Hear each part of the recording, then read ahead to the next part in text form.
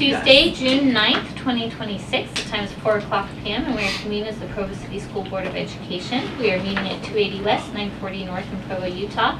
We'll begin with the roll call on Jennifer Partridge, Board President. Gina Hales, Board Vice President. Melanie Hall, Board Member. Lisa Boyce, Board Member. Meg Van Wagenen, Board Member. Emily Harrison, Board Member. Terry McCabe, Board Member. Devin Daly, Business Administrator. Wendy Dow, Superintendent. Okay, thank you, and we want to welcome everyone who is joining us today. Thank you for being with us. Do we have a motion to convene our study session?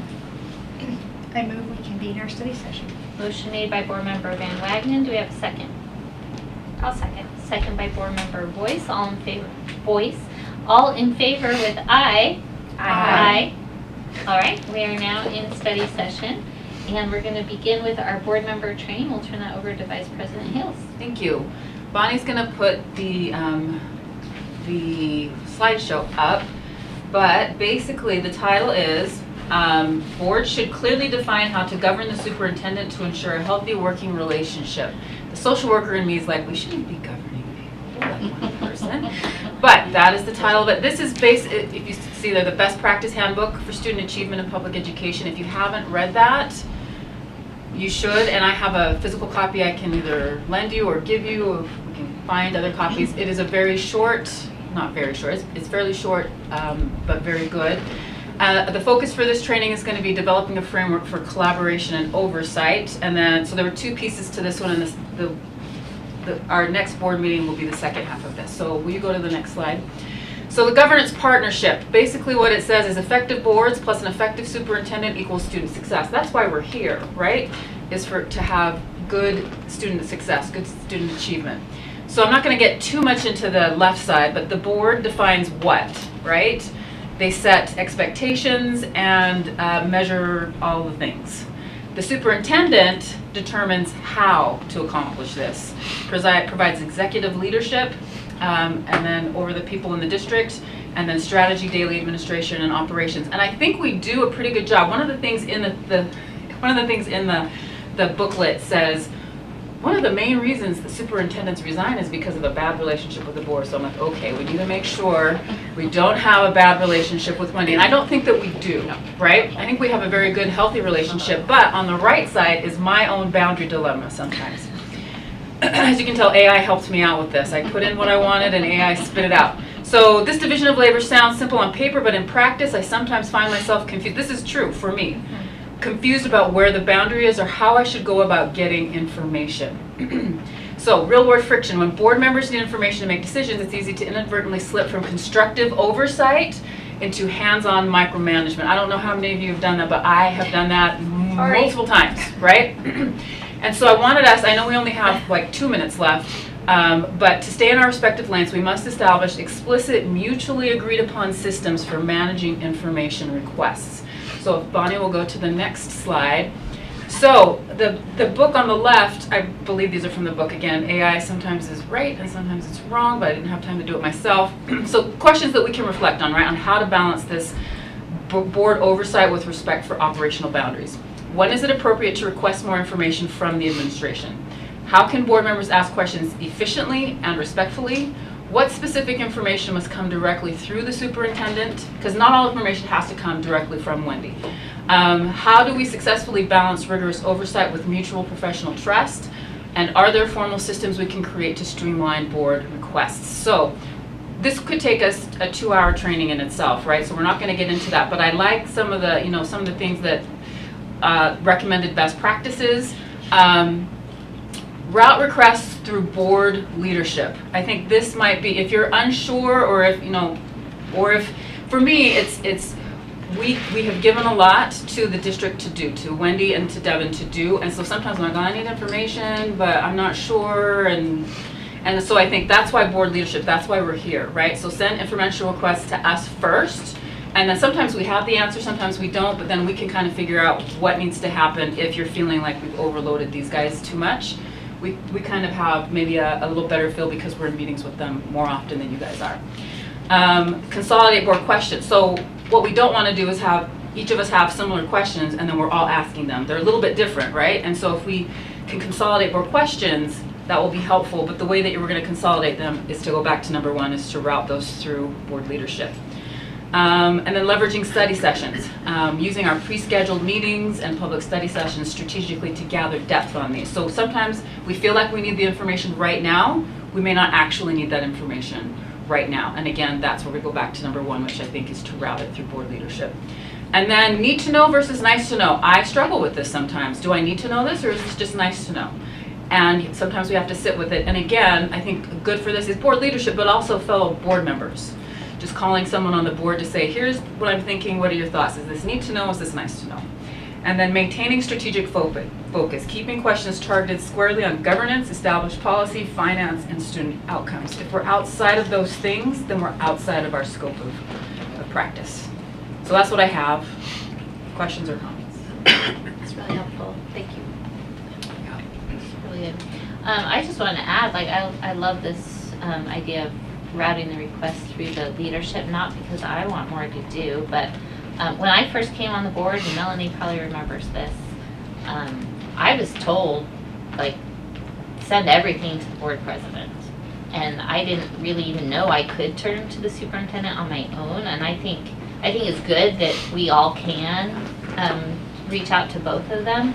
But as I've been thinking lately about, oh my gosh, they have so much coming at them. If we're all texting them, if we're all sending our questions to them directly, that just adds more to what they have to check every day and things like that. So I think it would be wise if we could, maybe you guys reach out to Gina and we can compile, or we could say, you know what, that can wait, or hey, this is really important and I've gotten this 3 times now from other people, let's find a way to get this information or ask these questions, right? I think that will help. Do you feel like that can help with the load? That's great. That would be great. Okay. I think this probably also applies, this is about the superintendent, but I think it probably also applies Oh, to the for business sure. administrator as well. For sure. Wendy and Devin, do you have any feedback for how we can stay in the governance At the table. stay in the governance lane, or like the how we operation can lane. check ourselves? I just think one of the things that's helpful is I do feel like that we have a good relationship where we can say, time out, this is outside of the scope, right? And I do feel like you as a board are very responsive to that and really help with that. And so we also recognize that when you have the right information, it also helps because you're talking to constituents and you are dealing with them all the time, and it helps you to be able to calm concerns and to correct misunderstandings. And so we do want you to have that information, but it is like on the DLA document, it was really helpful that everything went into one location. And then after I had a heart attack about all of the questions, we could kind of sort through it and kind of figure out what's the best way to tackle this. And then I could get my team on that, and it didn't, because at first I was just like, well, everybody could just email me, but if that would have been terrible. So that was really helpful, so. Yeah, it does really help to have, a place where all the questions can be answered, because sometimes we know it off the top of our head, sometimes we actually have to gather it or look it up.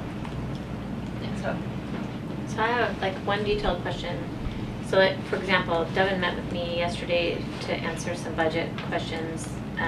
Would it be better for me to say, like, I have some questions about the budget in case other people have those same questions? And then, like, what's the right channel for that? Because I was realizing just now, like, if everyone went to Devin with their budget questions, I that's a bunch also of don't meetings. mind doing that, because this is a really important season and you do need to understand individually. And sometimes you need Sometimes easier So So maybe the just if face-to-face you know, conversation it's is fine helpful. for you to say, hey, Lisa, let's talk about that all together as a group. Like, I would always rather someone tell me that too, because I'm not going to be offended by that. But Or I don't want to not sometimes, like I knew I was going to be gone and get back the day before, and that we might talk. I didn't know for sure when the budget here. But do you know what I'm some saying? of the So questions that you had brought to me actually helped frame some of my discussion today. So sometimes it's helpful to know before, so then I can actually kind of steer it to answer some of the questions that if you have, other people might have as So well. maybe if I copy board leadership when I reached out. or well, something. I think that could be helpful, because then if there's 1 or 2 other people who also are like, I really would love to get into the details too, then they Okay. could be in on a meeting like that, Okay. right? Instead of in the end, maybe I if just wanted to make if sure Devin met everyone with is 3 respectful. people separately when she could have met with those 3 people Okay, at once, it's to help with that. Yeah, But yes, for I sure. think it's appropriate in situations like Okay. that to, if you need the more information, so, thanks. And this is not related to what you just said, Lisa, so don't take this the wrong way, but I've just been thinking this. Sometimes we get asked questions as a board that we don't know the answer to, and sometimes it's okay that we don't know the answer to, and we can just say, you know what, I don't know. And we can measure, is this something that's like important enough, like we need to get back to this constituent because it's super important, or we can just say, you know what, but we'll keep that in mind, we'll study, as we're studying this issue, we'll look into those kinds of things, and we don't need to get back to them immediately about that, because I think that sometimes burdens them, but also, like, I think it was in here, right? Need to know versus Yeah. nice to know, so. Okay. But needing to know the details of the budget, I'm not saying That is a that, need to know. I'm not That's saying you pretty don't need to know that, that was separate, so. Yeah. All right, anything else on this? That was very well done, Gina, thank you for that. Me and Gemini.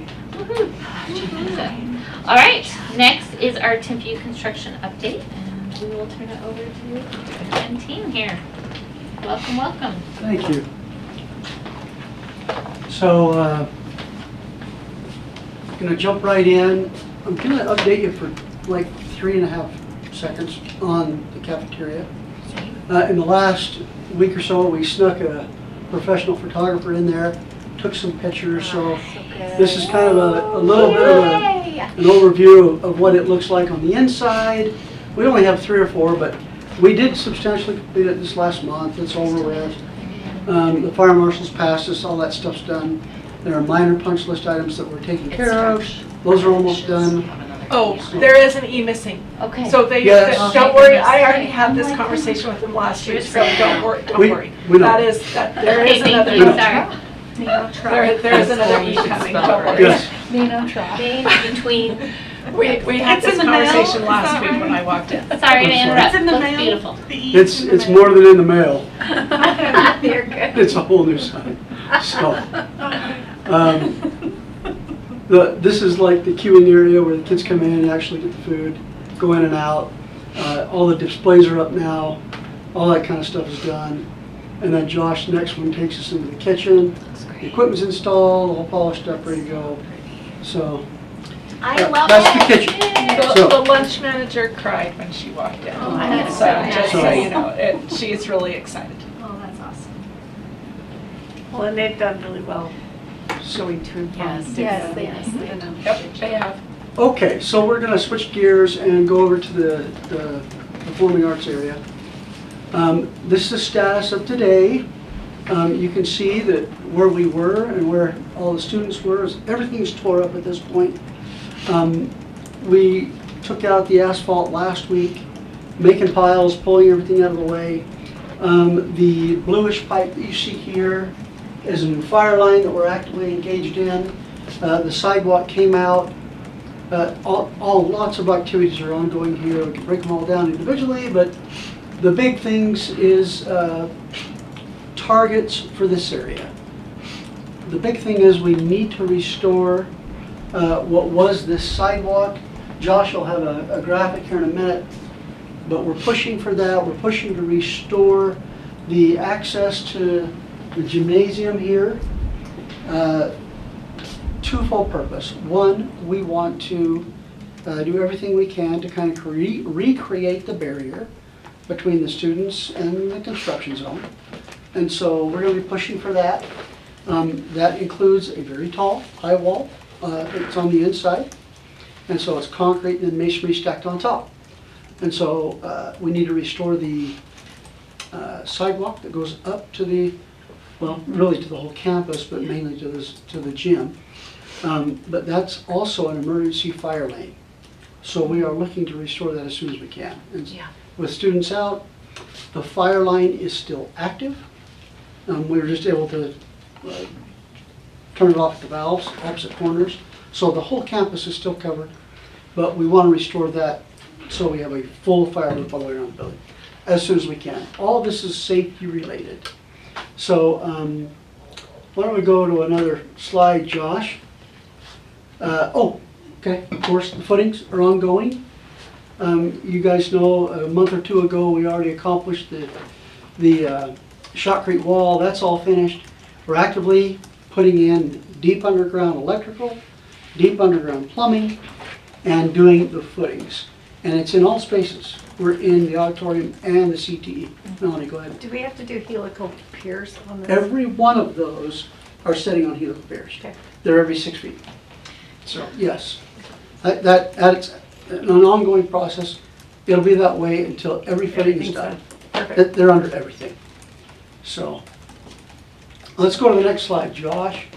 This is a little better picture of the footing that's in preparation for the tall wall that will hold the ramp section as it comes and makes the turn on the southwest side of the gymnasium. So this is a great graphic of that. This is Tempe Drive. So this entire sidewalk we're trying to restore. This will be the new CTE area courtyard, right? And this will be the ramp that comes out of the existing auxiliary gym. So we're looking to put in this retaining wall and just kind of recreate that barrier. So that's one of the big goals that we have for this summer. So really the kids don't have too much of an impact for that space, even though we're sealing all the parking and wrecking their world. So And that's not going to be temporary, that's going to be that will be the permanent. Yeah, we're creating a permanent place. It also kind of creates a screen wall to where we can just kind of work, and not that we're totally out of sight, out of mind, but the hope is that we can't be, and we can get it put together. So in addition, once school got out, the interior summer work has begun. It is a process. We are connecting the newly completed cafeteria area, and we're going to connect that to the commons area. Here in a minute you'll see that completed, what that looks like on a graphic. But we've got a walkway inside here where we're accessing things. They've gone in, they've already started to do some demolition in that existing common space. One of the bigger things is the old existing handicap ramp that went down from the upper level into the commons area is being taken out as we speak. And so the roof is ongoing. As you can see, we're about halfway across the roof now. That roof does have asbestos in it, so we've got certified guys in there taking out the asbestos and putting it back. And as you see, the roof is completely covered, old roofing, new roofing. We're only taking off in a day what we can put back, so we're protecting for weather. So that's kind of the process that's happening there. This is a picture of the inside today. You can see some plastic up. We're already removing these lines right here are the existing roofing drain lines. We're going to remove that old one. We're going to actually add a second, so it'll have a primary roof drain and a secondary. And the secondary is something that area never had. So we're adding, belt and suspenders for that area for you for the first time ever. And we put up plastic to kind of protect the existing stuff and kind of limit dust, etc., around the entire school. Let's go to the next slide, Josh. This is the ramp that's coming down, and you can see this is your first look at the existing, my wall that I put in. That barrier wall is starting to come down. We'll expose that, and then we can build the stairs that flow down into that new commons area. And this is what it looks like. We will, this is a blow up. Let's go to this bit. This is a temporary wall that we're going to put in. It's about 15 feet inside the south wall of the commons area. We're going to put that in place. So essentially, the wall that was right here that we've had for the last year, I'm taking that wall and turning it and putting it here. And kind of that way we can now transition the kids. I'll have a new ADA pathway down. It's temporary. That will get you down into the commons area, and we will build these stairs this summer. We'll put this piece together, bring the floor over so we can come and flow down into the commons area. So all of that is ongoing inside. This is kind of a blow up of what that ramp would look like. But as we are transitioning through, there's a little bit of seismic work that we're going to do in the ceiling this summer, and of course the new roof. And then we will put that space back together after the plumbing is in, after the structural steel is put in. The structural steel is really only maybe a week or two, and the plumbing is another week or two. So we should be able to get it put back together pretty close. We'll definitely be ready by August. So all that comes out and then puts back up, and it should be ready to go permanently. We shouldn't interfere with that space again, except for the floor. We've got to come in next summer. We'll tear into these column spaces, put helical pier to reinforce that existing piece of the building. So those are kind of the big things that are happening on the inside as well that you don't see quite so well. Let's go to the next slide there. Questions? All right, are there any other questions you have, I guess? Let's kind of, go ahead. This is, and I should know the answer, I just can't recall. The performing arts, how long, will that be done before the whole, I mean, it will be done before the whole project's done, right? Yes. This phase, and usable when? So it will be usable Sorry. August of 2028. 2028, okay, thank you. Yeah. That process is we will build the band and choral and get that done by January of 28, so we can demo the existing auditorium, Yes. and we'll make the transition with the people over that Christmas. Yes, that's great. And then we will give over the auditorium in August of 28. Okay, So everybody can have that. And we'll be underway on the next phase. okay, And thank the you. CT classrooms will also be done in January of 28, Okay. but we're probably We'll just not wait going to till move them until August Yes, because this is all there's a lot of Years equipment that needs to be moved and a Christmas break move Yeah. isn't And have Yeah, feasible. If We don't want to figured ruin out No. everybody's Christmas. And like I said, you have told us this. Have we I just figured don't out remember. where That's why I we're- was trying to be that quick. where we're gonna have the auditorium, the renting the auditorium space? Momi is working on that. Okay. Any other questions? Just so, Easy today. like, you guys clearly are working hard and are on top of things and the safety, the seismic things you mentioned, thank you. Yes. Thank you. You're welcome. Thank you. I don't deserve the credit. There's a lot of other people that do, but I'll take it. Thank you. It's for you and your whole team. I'll pass it along. So, Okay, good. thank you Thanks. so much. Thank you. Appreciate you guys being here. All right, next is item number 6, our employee group negotiated agreements, and who would like to I can talk to that, Okay, and good. Jason's gonna help me. Or Devin can. Wait, no, Devin's doing it. Just kidding. So we have, hold on, let's bring it up here. We have 3 different negotiated agreements. One is through Provo Education Association. And so this is our teacher agreement. And it's, hold please. And Jennifer, I fixed the admin one, I just have failed to load it again. I Okay. think. I have this memory, but-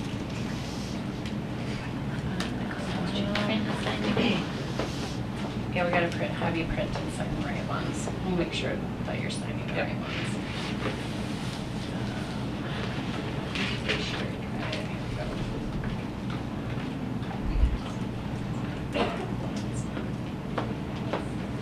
What are you looking for? JP, my computer just crashed and it won't reload anything, and I just was gonna see it. Anyway, it's fine, keep going. No, okay, it's fine.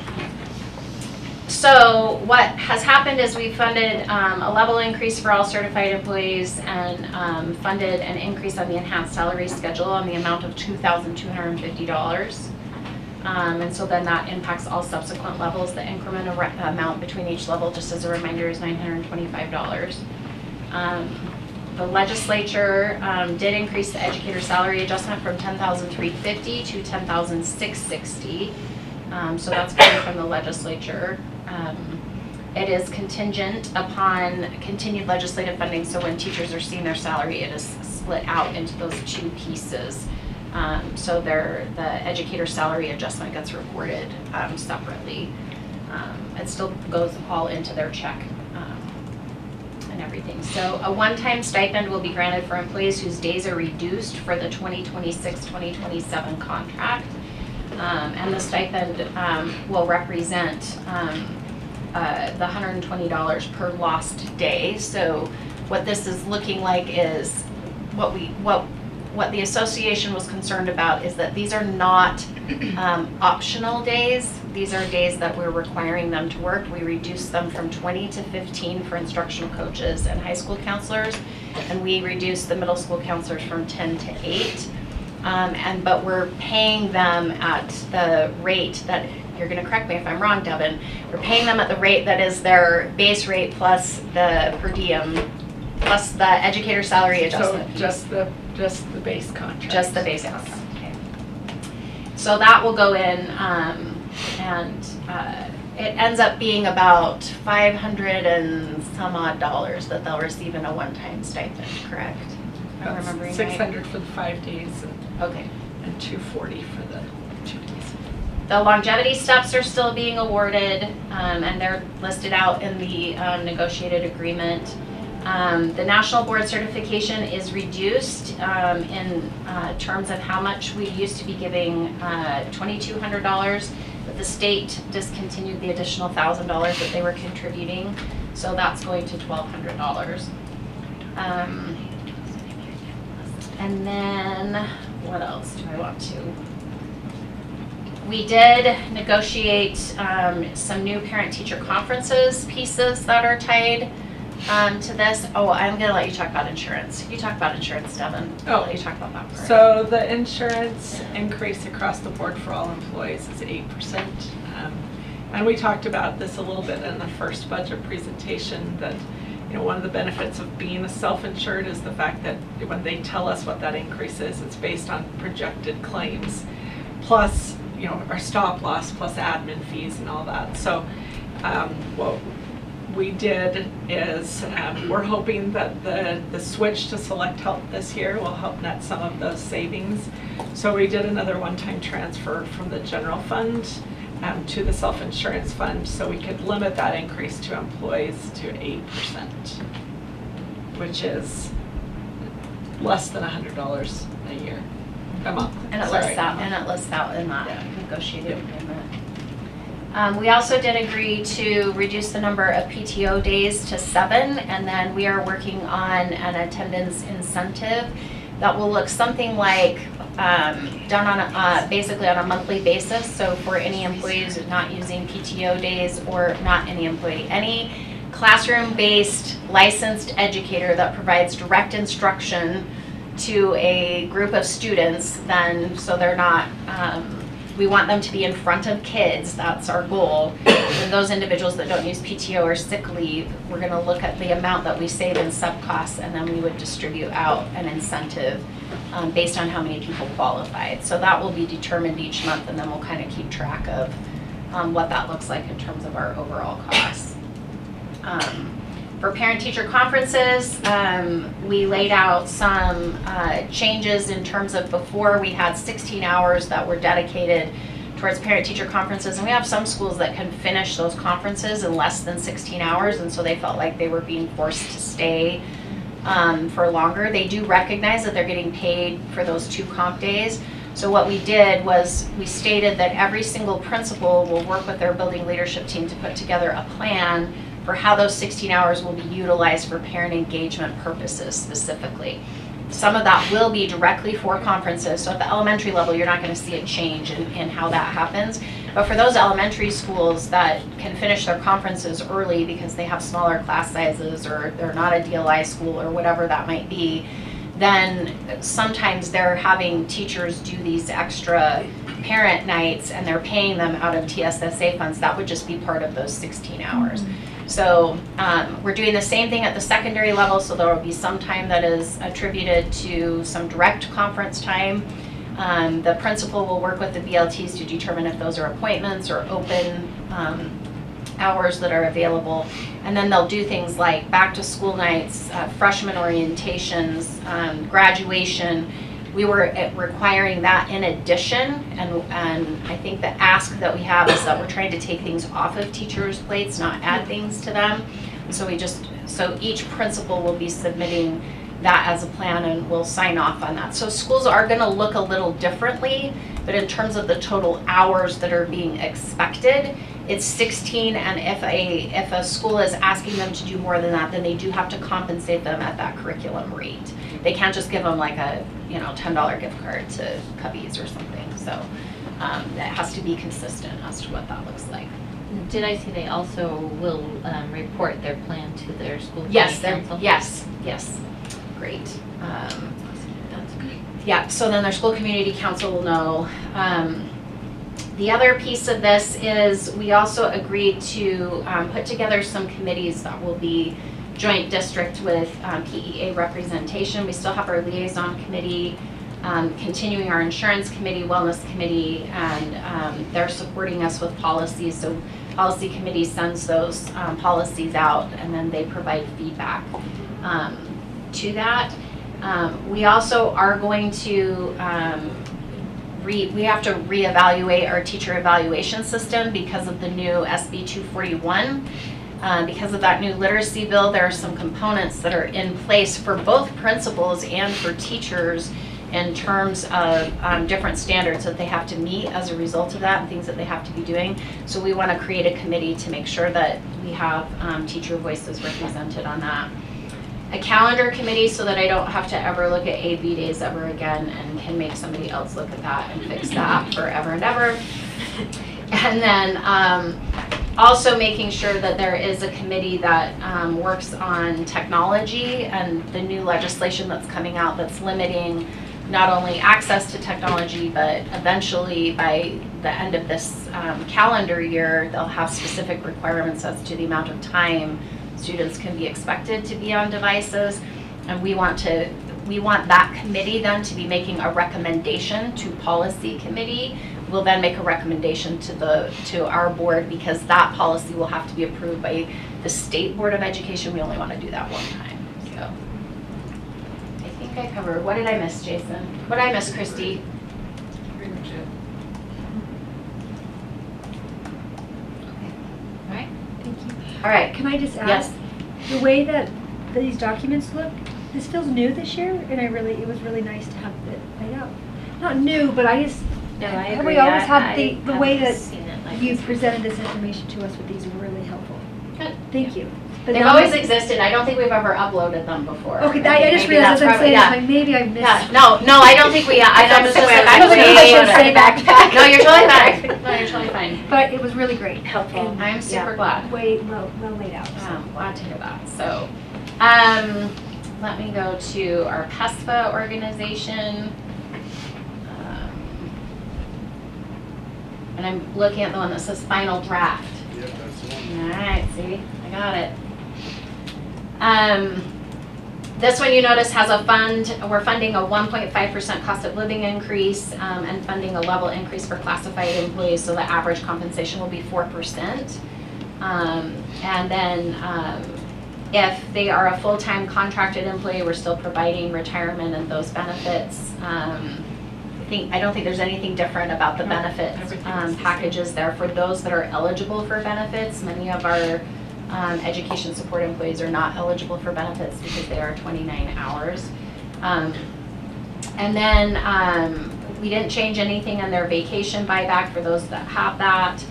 And then we're continuing to try to support them with professional development. There is actually quite a few hourly employees that would like more support and help in their jobs, and so we're just trying to be creative since they only have the 29 hours. So how do we do that? Like when there's a Monday holiday, can we help to schedule that so they can get their 29 hours, but then we're providing that support for them. So HR is doing a great job of continuing to work with them on what that will look like. And then we're also having them look at policies as well to provide feedback before it comes to the board for a second reading on any of those policies, so that we have that. Do you have any questions on that one? Then on the admin one, which, did you just add the new one onto the board book? It's in the, Okay, that's a good question. that's okay. That's all good. I just have We'll to- print the right one for you to sign. I'll make sure it's all correct. I just have to make sure I delete it. So we are funding a level increase for our employees that are administrators, directors, and professional technical employees, and the ongoing 2% salary enhancement. They can accrue up to 21 vacation days per year, and then we are allowing them to have a vacation buyback. I just saw in this document, it says if the employee has 151 hours of vacation, they may elect to convert up to 4, yeah. and it says 2. Fix So it. That's what the- we- that's that's the what one we need to fix. It's Yeah. 2, so that's what Jason we fixed it changed. for me Okay, yesterday. perfect. Okay, That's so the we one have- we're That's the talking one about. that- Yeah, Okay. that was the one issue. And then, We don't know. everything else is pretty much the same. We have had some questions from administrators about that we just kind of have a meet and confer meeting. We are going to put together a smaller committee of administrators, not only to just help consult with things as MTSS is rolling out different things to get some initial principal feedback before we're pushing it entirely to all principals, but also so that they can be representatives of our principals as we're dealing with salary negotiations. We've had a group that's asking us to do a study on sometimes what other districts are offering in terms of early retirement or insurance beyond retirement, what that looks like for all licensed employees or people that are in, have been in Provo School District for a long time, to reward those individuals further, which we think goes along really well with the strategic plan. So to retain those employees here in Provo. So there's some things that we'll continue to work on. Is that what's already, like, I know we're gonna be talking about a policy that does talk about that today, one of our first readings. Is that incorporating a new approach to that, or does that policy currently represent what we're doing now? That current policy represents what we're currently doing Okay. now. Okay, that's a great question. Anything else you want to add on admin? Okay. All right, anybody have any questions? These are on our agenda to approve at business meeting tonight. All right. Thank you. Next, we'll move to the large purchase request for our 95% group curricular material. So this is just for next year's curricular materials that are needed, both digital and physical, for 95% group, but if we don't order them now, there's a chance they may not get here in time for school. So this is an FY27 purchase, but we're approving it now, so Judy doesn't have a heart attack. Fair? Fair, yes. So, So a year from now, they'll nope, arrive. nope, they'll be here next month. For fall. It's for They'll this be, fall. it's just if we order them in July, when everybody else is doing their ordering, then we may Gotcha. not get them by the end of, it usually takes 6 to 8 weeks to get everything. If we wait till our meeting in August, when it's actually FY27, there's no chance. And if we wait till the end of the month, then there's still a little bit of a, we opened up FY27 POs at the beginning of June. So those things that are needing to get ordered, so they're here by the beginning of school, they've been able to start doing that. So is there a reason why this is only K-3 and not 4, 5, and 6? Do they not do 95%? It's a phonics and phonemic awareness program, so Wonders covers really well the things that we need for K-5, except for phonics and phonemic awareness. 95 core fills in that gap for those lower grades. Okay. That was a good question. That was a great question. All right, any other questions? This is also on our business meeting tonight. All right, great. Seeing none, we will move on to item 8, our fiscal year 26 final budget and our fiscal year 27 proposed budget. And just in case anybody feels like this is turning into Groundhog Day, it is turning into Groundhog Day. You are correct. But I love that movie. So if you'll click on the But presentation. it seems true to Groundhog Day that we are. We're just going back to the same thing all over again. But what I'm trying to do every presentation is doing something just a little bit different. So Currently, right now, we have a budget hearing scheduled for next Tuesday night, where we'll do some approvals. I'm still super nervous about getting tax rates because those aren't actually required to be done until the 13th, so it doesn't give me very much time. So we have another public hearing scheduled for the 23rd as well, so that just in case we have any issues with the timing. We're doing overkill this year, just so you know. You guys are going to hear so much about it. It's so fun. All right, so let's go to, my goal is to teach you something new. This is not going to be new for Lisa because we had this conversation. It might be, actually. So I'm going to just review the whole property tax. This is something that we hear a lot from the public, you know, that we're getting windfalls and that, you know, when their taxes go up, it's because we're asking for more. The only time that we can actually, so the rates that are set for property taxes are based on the revenue that we ask for compared to the valuation. So as valuation goes up and we don't ask for any more, the rates go down. If we go for a truth in taxation, ask for more revenue, then those rates will go up, but maybe not as much as before because sometimes the valuation will change. So this is our fictional tax town where there's $8,000 in property taxes. Talk about a dream. And every home is valued the same, which even around the table, I bet we could come up with very vast differences in valuations of homes, even on various parts of the city. But in this town right now, they're all valued the same, so everybody pays the same amount, so that $8,000 is in there. And then let's go to the next slide. So this is the next year. The next year, some of those valuations have changed, and so those taxes to meet the $8,000 has changed because those valuations have fluctuated. And so that rate is set based on that value, the total valuation, and then applied to each of the values of the home. So let's go to the next page, which is our truth in taxation. And then there will be a different point at this at the end. So we're asking for a 25% increase, which won't ever happen in at least in my lifetime.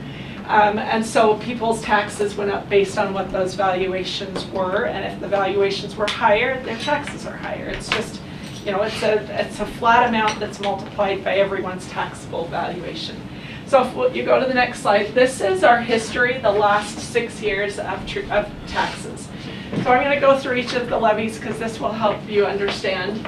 This basic program, that's the program that's set by the state. And I'll show you on the next slide when we get there that back in 2018, the state or the legislature voted to hold that basic rate steady. So you'll see what that huge difference that made in taxes overall. The issue with the basic rate is this is assessed to the valuation across the board, but when they calculate our WPU amount that we get per student, they take the total amount that generates, they subtract whatever we collect in the basic rate, and then the rest of it is the state. So if we collect more in that basic rate, then they just take more of the state revenue away. So that the total amount of our WPU remains the same. So I'll show you when we get there, but right now this is our proposed change. Already I know that these changes, that there will be changes in this, but I don't have rates. The rates used to be required today. They pushed it off to the 13th, but still require them to be approved by before the 22nd. So it's one of the reasons why we have to have that extra. That is, you know, you could ask the legislature about that, or the state tax commission. They'll probably get a really long answer about denominators and numerators, and maybe not having anything that is that really answers the question. Don't ask the question. So, sorry, I forget I'm on YouTube sometimes, so just scratch that. Anyway, so this is our proposed rate with the increase that we're asking for this year for those salary increases. But you'll see some are stronger, larger changes, but overall the rate is only 4.1%. So when I'm looking at the rates, see, we haven't gone through a truth in taxation since 2022, or a successful truth in taxation since 2022. If we were really capturing it every year, you'd see probably a 3 to 4% increase every year to match that inflation. So we have not been keeping up with inflation. We've just been using existing dollars to try to fill those gaps, which has worked okay, but we haven't been able to close those salary gaps the way that we really want to. So this currently is what that rate will be. We'll know, I'm hoping I know more by next week when we approve to go through that process, but that is currently what we're projecting based on the valuations that were last year. Already the valuations that are posted on the website are about $1 billion more than last year, which I'm still fairly skeptical of, so I'm still working with the county. The valuations this year, in order to correct any issues that had to be approved by the state tax commission. Those have been approved by the state. So I'm still doing some, I will have some undercover work done on it too, to see if we can make sure that those numbers jive with what's actually happening.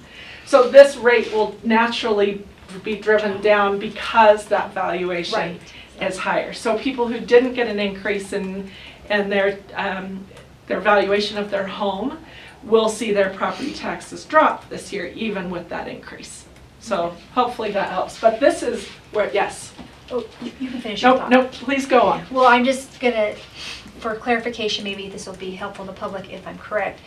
With our WPU, we do have, usually get like an inflation increase every year, right? Ish.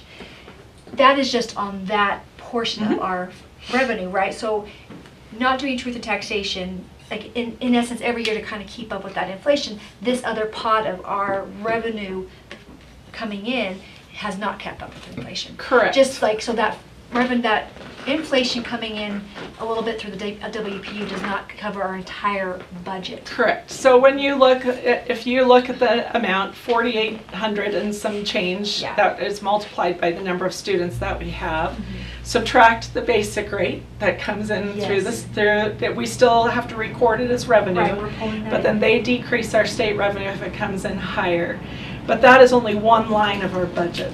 Some of them are based on that WPU calculation, so we call it an above the line and below the line.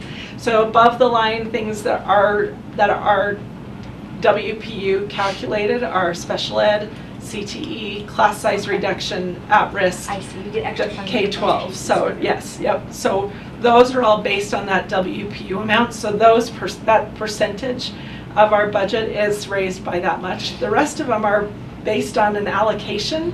When they're given the budget amount of what they have available, then they allocate it based on enrollment. They don't multiply it by a certain dollar amount. But sometimes the allocation has gone down, so districts and charter schools, or just districts based on what that enrollment trend looks like, will get less than they did before. So some of those budgets have dropped this year. Some of them have gone up like $20,000 in a $4 million budget. So it's not a 4% across the board. So when the legislature meets and they do increase at 4%, there is a perception that there should be a 4% increase in revenue across the board, but that is not true. Right. That's not the way that it works. So let's go to the next page. So this is really where you start getting into some of this issue. So you can see here, this is the basic rate over the last 10 years. Well, 16 years. So I went back far enough so you can see that there was a fluctuation. And then this is the year that they started holding it steady, right in that around 0.001660, around there. So this is this is 2018. So keep that in mind as you're looking. This is going to be across the board. This increases revenue from the homeowners if valuation goes up without a truth in taxation. The state portion, the basic portion, is not subject to truth in taxation because it's legislatively set. So when they have that, so you keep an eye on this 2018, and you'll see what happened to valuations and that revenue. So go to the next page. So when you look, and I only did 2018 through, so here's where it started out as holding steady.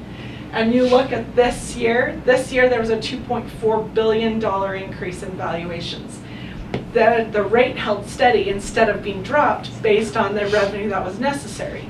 So you look at that increase. That was also the year we did a truth in taxation. So we got a lot of heat from the public because not only was there an increase in our rate, but that rate, their valuations went sky high, and the state collected additional revenue, which then they decreased the revenue that we received from the state, which gave them some extra money in their fund to be able to do one-time projects. But they still collected the amount. They that we still brought collected into all that the rate, revenue, the basic rate. and then they decreased our state held revenue, on so to. they held on. So that was less revenue that they had to give to Yes. the districts. Right, so they basically held on to more of their allocated WPU money. Correct. They didn't give it to us. So Devin, if I'm understanding what you're saying correctly, part of the reason why property taxes have increased, or that people feel like it has, is because it's been set by the legislature. Correct. Not because of what school boards or local. Correct.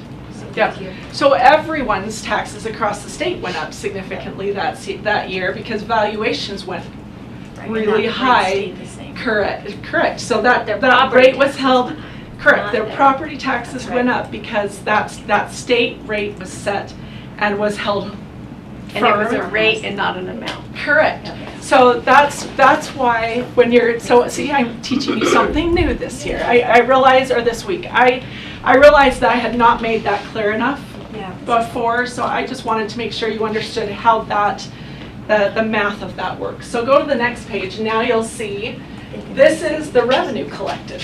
So you can see there in 2022, we went from just below 10 in 2018 to 15, a little over 15 million in 2022.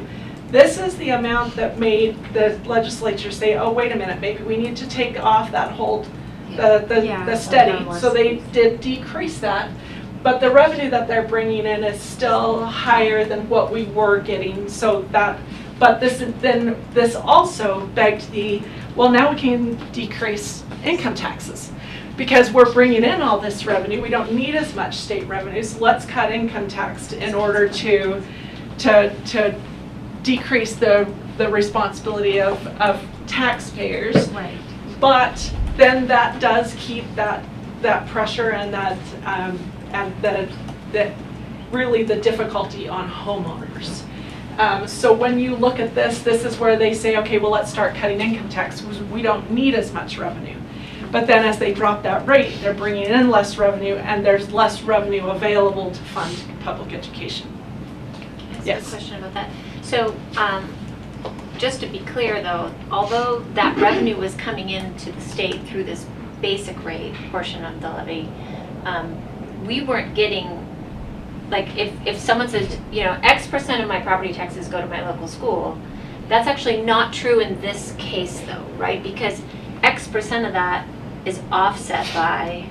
It does come to us, but we get less state revenue. So we don't get additional revenue because they So went up. our total revenue doesn't spike. Our total revenue doesn't spike. So Our what total happens revenue is does this unless we truth in taxation. So if I remember correctly, and my memory is not 100%, this year we had budgeted about $12 million in the basic rate before the valuations came in.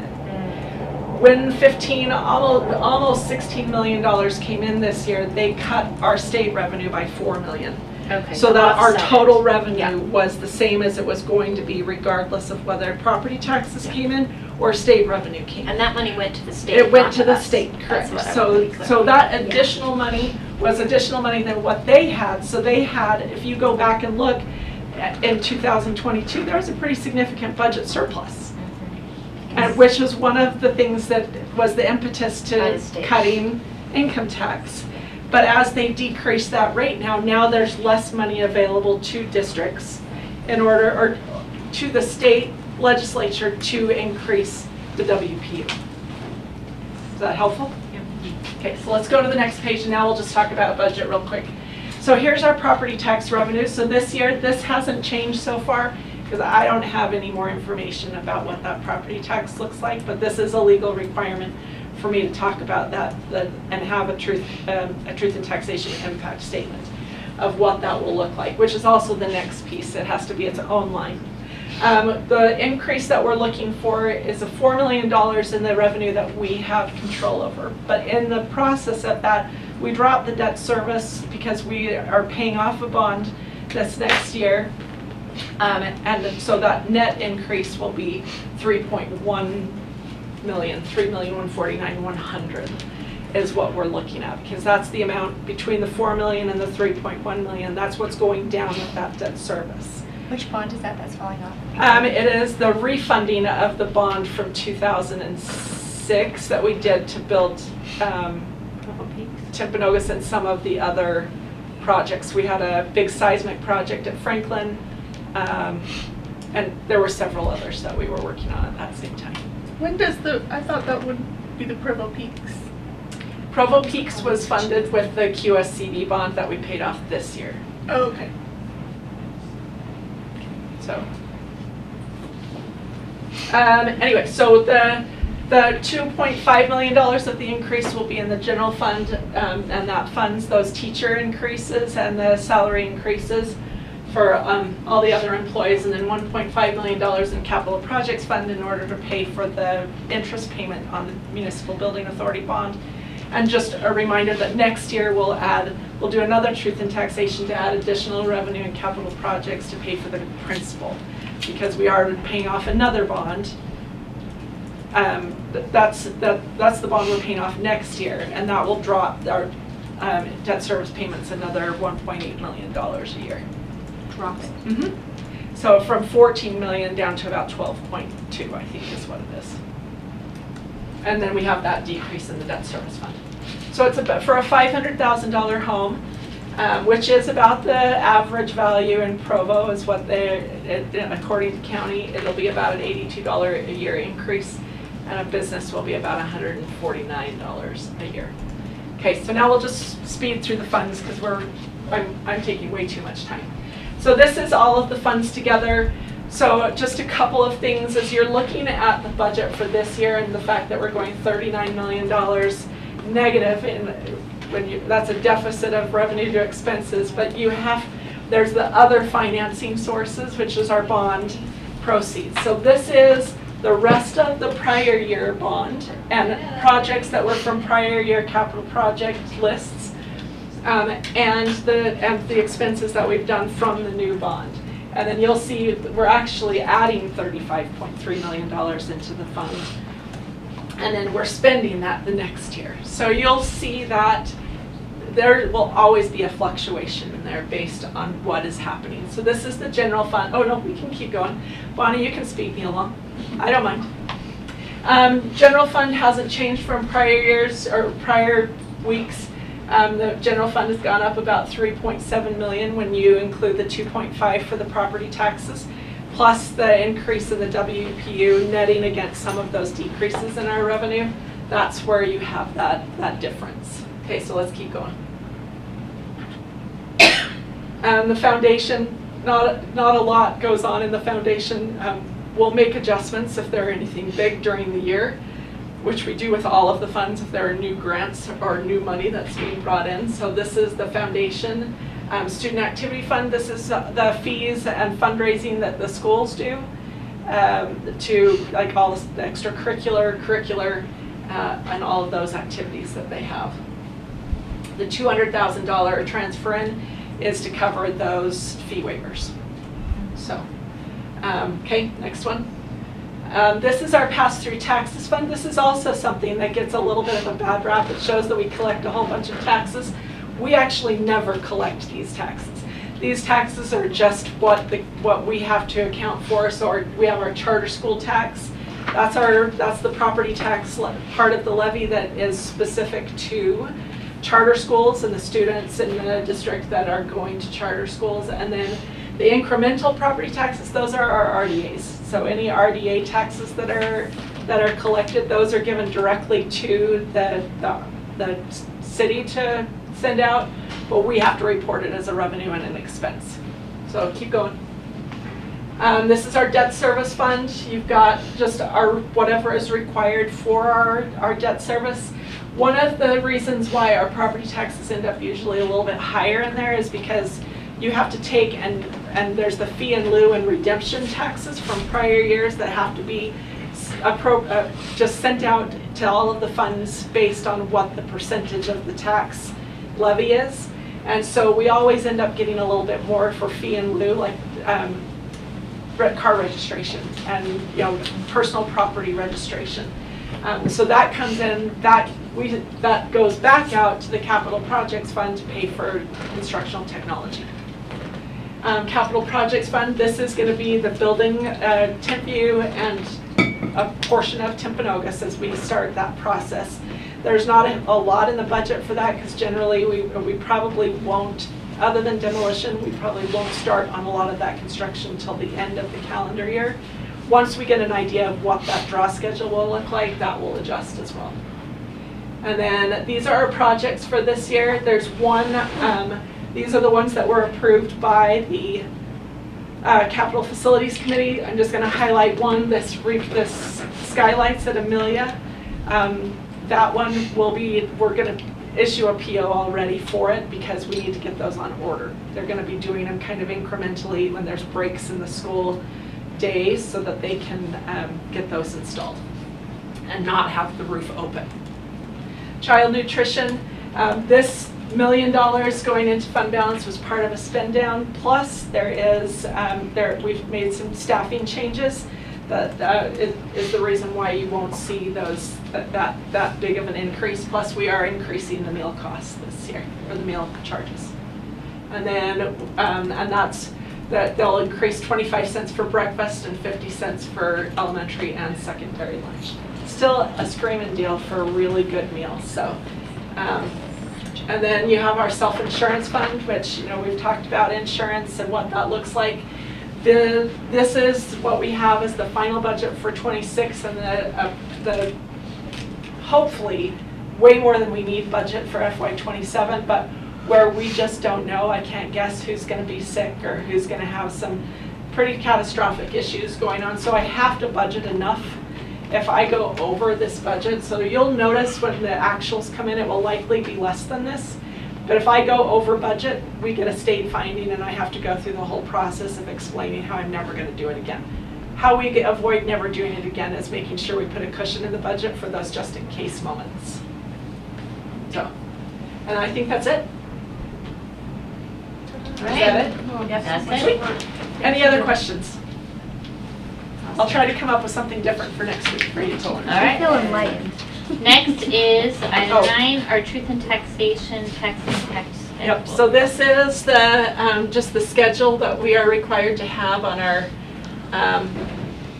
on the agenda and on the website, which Shauna was so kind to put that out there for us. So if you just want to open it up, Bonnie, so I can say the same thing again. Oh, look, it's up there as the, so you can see what the revenue is, what our planned budgeted revenue is for next year, and what that would do to the rate based on what in the heck is going to happen. So that, and again, that's all based on the prior year valuations, and I'm still not wanting to use the new valuations just in case.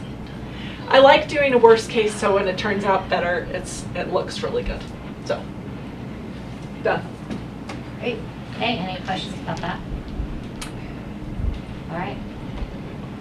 Item number 10, our updated strategic plan goals, and we'll turn it over to Wendy. Okay. That's what she just said.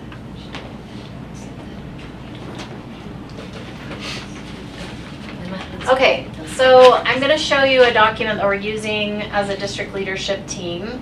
And I mostly have some questions about, is this kind of what you want in terms of how you would like this broken out and what it might look like, and then I want some ideas so that Shauna can figure out how we're going to put this on the strategic plan template, because it gets a little tricky. So if you look in our strategic plan, it says increase the percentage of students achieving proficiency in core subjects by 15% within 5 academic years. In order to do that, what we're noticing is we also need to have some growth goals in place, because we will not move proficiency rates until we start closing the achievement gaps that are happening. If the same kids are just staying proficient every single year, we're not going to move it. We actually have to move the kids that are below proficient into proficient. So you'll see there the proficiency targets listed for 2025. And then that kind of became our new baseline. And then you'll see 2026, and we broke it out. So it's not just by subject area, basically K-12, if you will. It really is broken out by grade level bands, and we did 1st through 3rd based on Acadians, because that's what the state is really emphasizing. And then you'll see Rise, and we still have Aspire Plus, because we won't have Rise for 9th and 10th until next year. So that is going to create a little bit of a weirdness for us. You'll notice that on the 2026, we just highlighted the ones in green where we actually did meet those goals. So Acadians Math, you'll notice that increase went from 66% to 76%. And it really was because I think there was such intentionality around it, because the Utah Early Learning Plan required us to have those math goals. I think you're going to see a similar thing happening in literacy now with the intentionality with Senate Bill 241. You'll notice on that 2026 where it says Acadians 3rd OG, that means on grade level.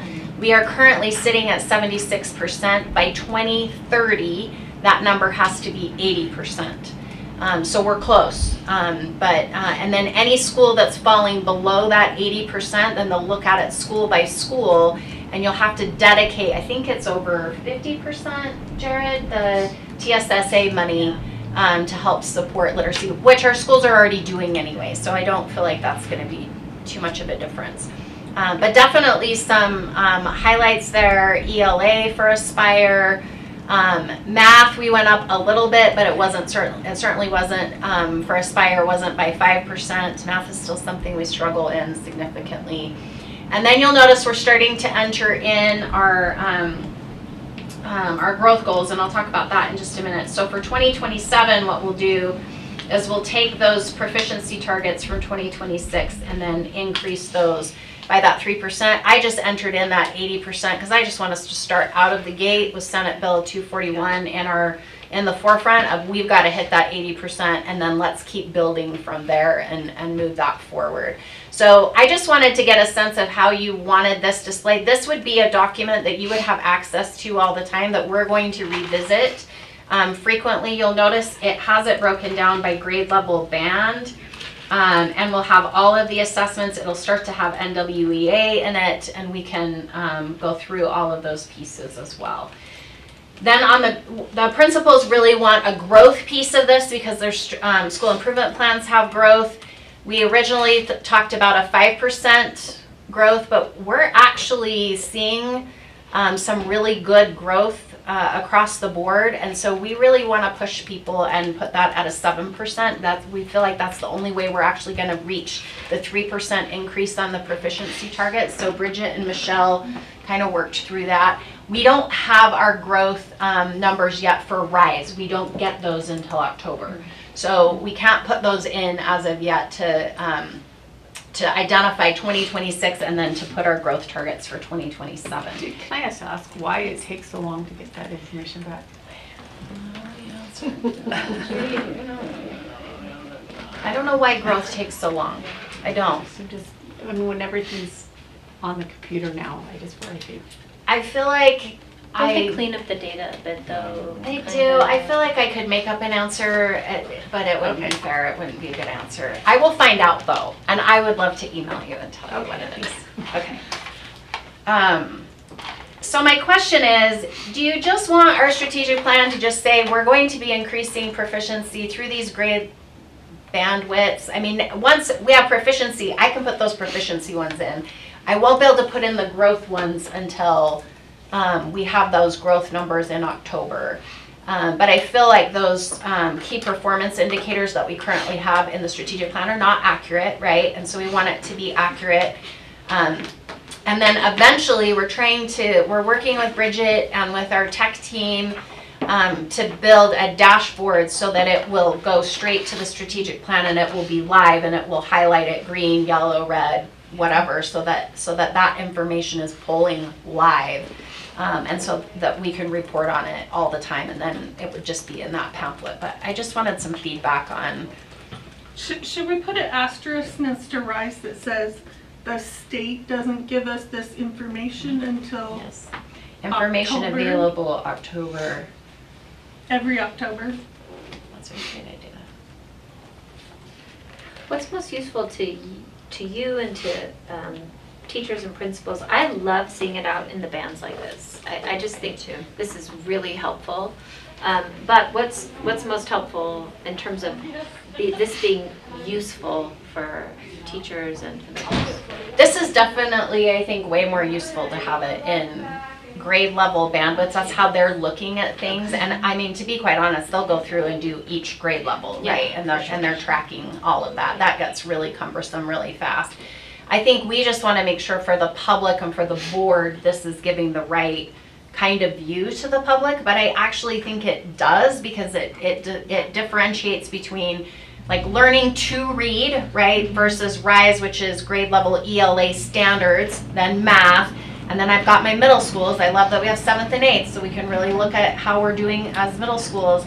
And then RISE for 9th and 10th is going to be a little bit weird, because next year will kind of be a new baseline, because it'll be a new test. But that's all good, and we'll still have all of the NWEA and all of those pieces. But this is really what the state looks at. This is what, if I'm buying a house in Provo, I'm not going to have access to NWEA data right now, right? So I'm going to be looking at these kinds of state accountability measures. So, and I did like that our principals were really pushing for growth measures to be there. And I think our teachers are really starting to understand that I really have to be intentional about our reds and our yellows moving into green, like, or at least making more than a year's worth of growth. And what does that look like? So, looking at the documents, we have our strategies and then our key performance indicators. So, the strategies are staying the same. We're just saying we're adding growth as another key performance indicator. We are, and we're breaking out that bandwidth, That because number. those numbers are Yeah. representative. It's not a helpful number. So You mean by the grade level? yes. Yeah. Okay. So looking at this, does the state with the ACT composite, we went from 60 to 60, or we don't have our 20? No, we went from 60 to 60. Yeah. Just stayed the same. We maintained. Okay, just making sure that Yes. Yeah, that's correct. I think it's great, like on the website, we can share a lot of detail. If we're gonna like have a page like this that we reprint or put out there in a PDF or whatever, I'd say we can keep that more simple. Okay. It's just good to know, hey, our target is this percentage in growth, this percentage in proficiency. So are you guys okay on those? So my question on the key performance indicators is, we could just say we're going to have proficiency targets in each year. Our goal is to have it increase by 3% and growth to increase by 7%. And we could put like a QR code that would link it to something like this so that they can actually see it. And are we okay with going in that direction? I think so. Yeah. Does that feel, Emily and Terry, does that feel okay to you? I'm sorry, I didn't hear what you said. That's really okay. I'm sorry. I just feel like if we put I feel like these grade levels are really Yes. helpful, and I worry about combining too many of them together. And so if we can just have the goals and just say it's going to improve by this amount per year, and then here's our QR code. Right, if you want things And then details. you can see that That's live. how the grade level tests are. Like the Right, you don't do Acadian science in 1st through 3rd grade. Right. And so it's better than people know. Oh, they don't even take that test. I didn't know that.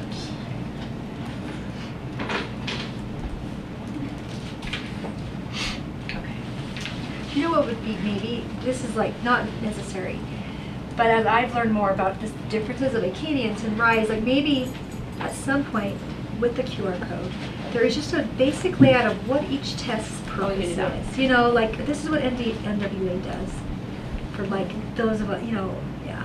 I think especially now that they're not going to be doing Aspire Plus, to Yeah, rise, maybe yeah. to see the difference. I don't know. And yeah, maybe it doesn't have to necessarily be linked to the strategic plan, just helpful when people Research are and like, assessment webpage, and then have different tests, and then we could also have a QR code link to that. Because we already have it laid out what each Yeah, of it's the already assessments do, Yeah.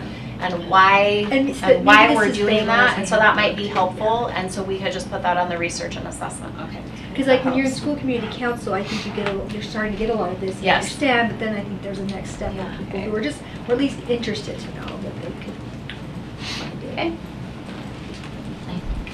We'll do a mock-up and bring it to you so you can see what it looks like before we print a million copies of it. Yes, Be good. wise. Yes, very wise. Okay. All right, next, we've had a little break from policy at our meetings. The committee has not, but, so now we're gonna be playing a little bit catch up with a lot of policies for our first reading today, which I really want. Okay, so these are all first readings. I'm going to actually be using the live policy, and so it has different comments that I put in there so that it can guide me in what I want to highlight in different pieces of this.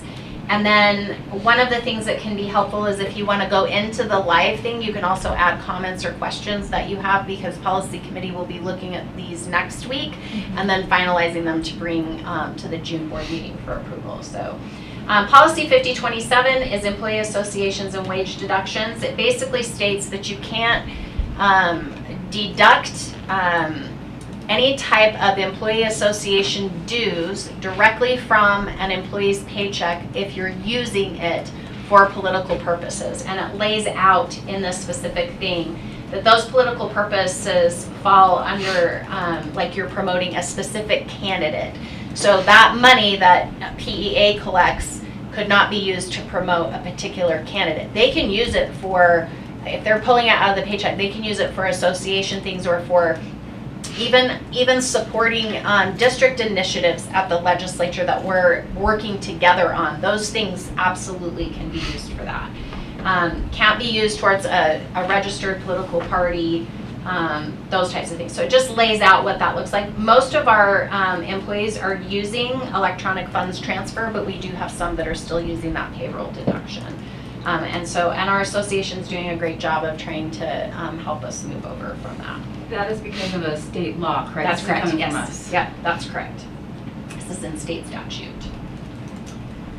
Okay, 5028, I'm gonna whiz So fast. through You're these so good. fast. Employee associations and leave just basically says that you can't grant an association member leave to engage in political activities that are tied specifically for the purpose of the association. Now, we do grant association leave to, like, Christy, because she spends a ton of time helping us with just a variety of things, serving on different committees like the insurance RFP committee or whatever that might be.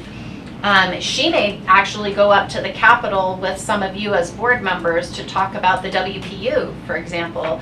That in this policy is allowed because it's furthering district interests, so they just have to make sure that they're aligning. So it just lays that out really specifically. And our association is really, really good about ensuring that if they're using it specifically for something that's association business, then they're taking personal paid time off, not using that association leave. The next policy is employee transfers, 5245. And so this lays out transfers to have, say, for example, you'll see in the purpose statement, used to maintain a proper balance of experience and specialized competence among the schools of the district.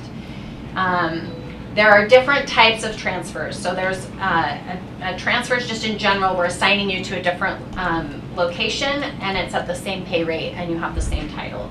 An employee-initiated transfer, or sometimes known as a voluntary transfer, is something where an employee is requesting a change. And they have to fit all of the requirements of that other job, and it's like, I'm teaching at this school and I would really like to go teach at this school. A district-initiated transfer or an involuntary transfer is something where we're saying, we're directing, the district leadership is directing a change. It could be a situation of just a variety of things, like I don't need as many ESL teachers at this school, and I need them at this school, so I want to keep this teacher employed, so I'm going to move them to this other school so I keep them with a job. That's not necessarily the employee's choice, but we're doing that because that's what the license looks like. And then it just has specific pieces in here about an employee-initiated transfer. And so there are some questions that we're asking back and forth, and so I did have some questions from Rebecca and Jason that will get resolved before policy committee. And so we advertise those job vacancies, and it says by April 1st, but it usually happens actually quite a bit sooner than that, where those vacancies, and then the employee, if they want to move to a different school, then it talks about the process that they go through to actually do that. And then they can interview, it does state that employees that do not have an overall rating of effective or are under a plan of performance, they can't transfer unless there's approval from higher up district leadership. That was crossed out at one point, and I don't know why that was, because it should not be crossed out. So, and then we have district initiated transfers. That can happen when there are some compelling reasons, and that has to be made known to the employee why that transfer is taking place.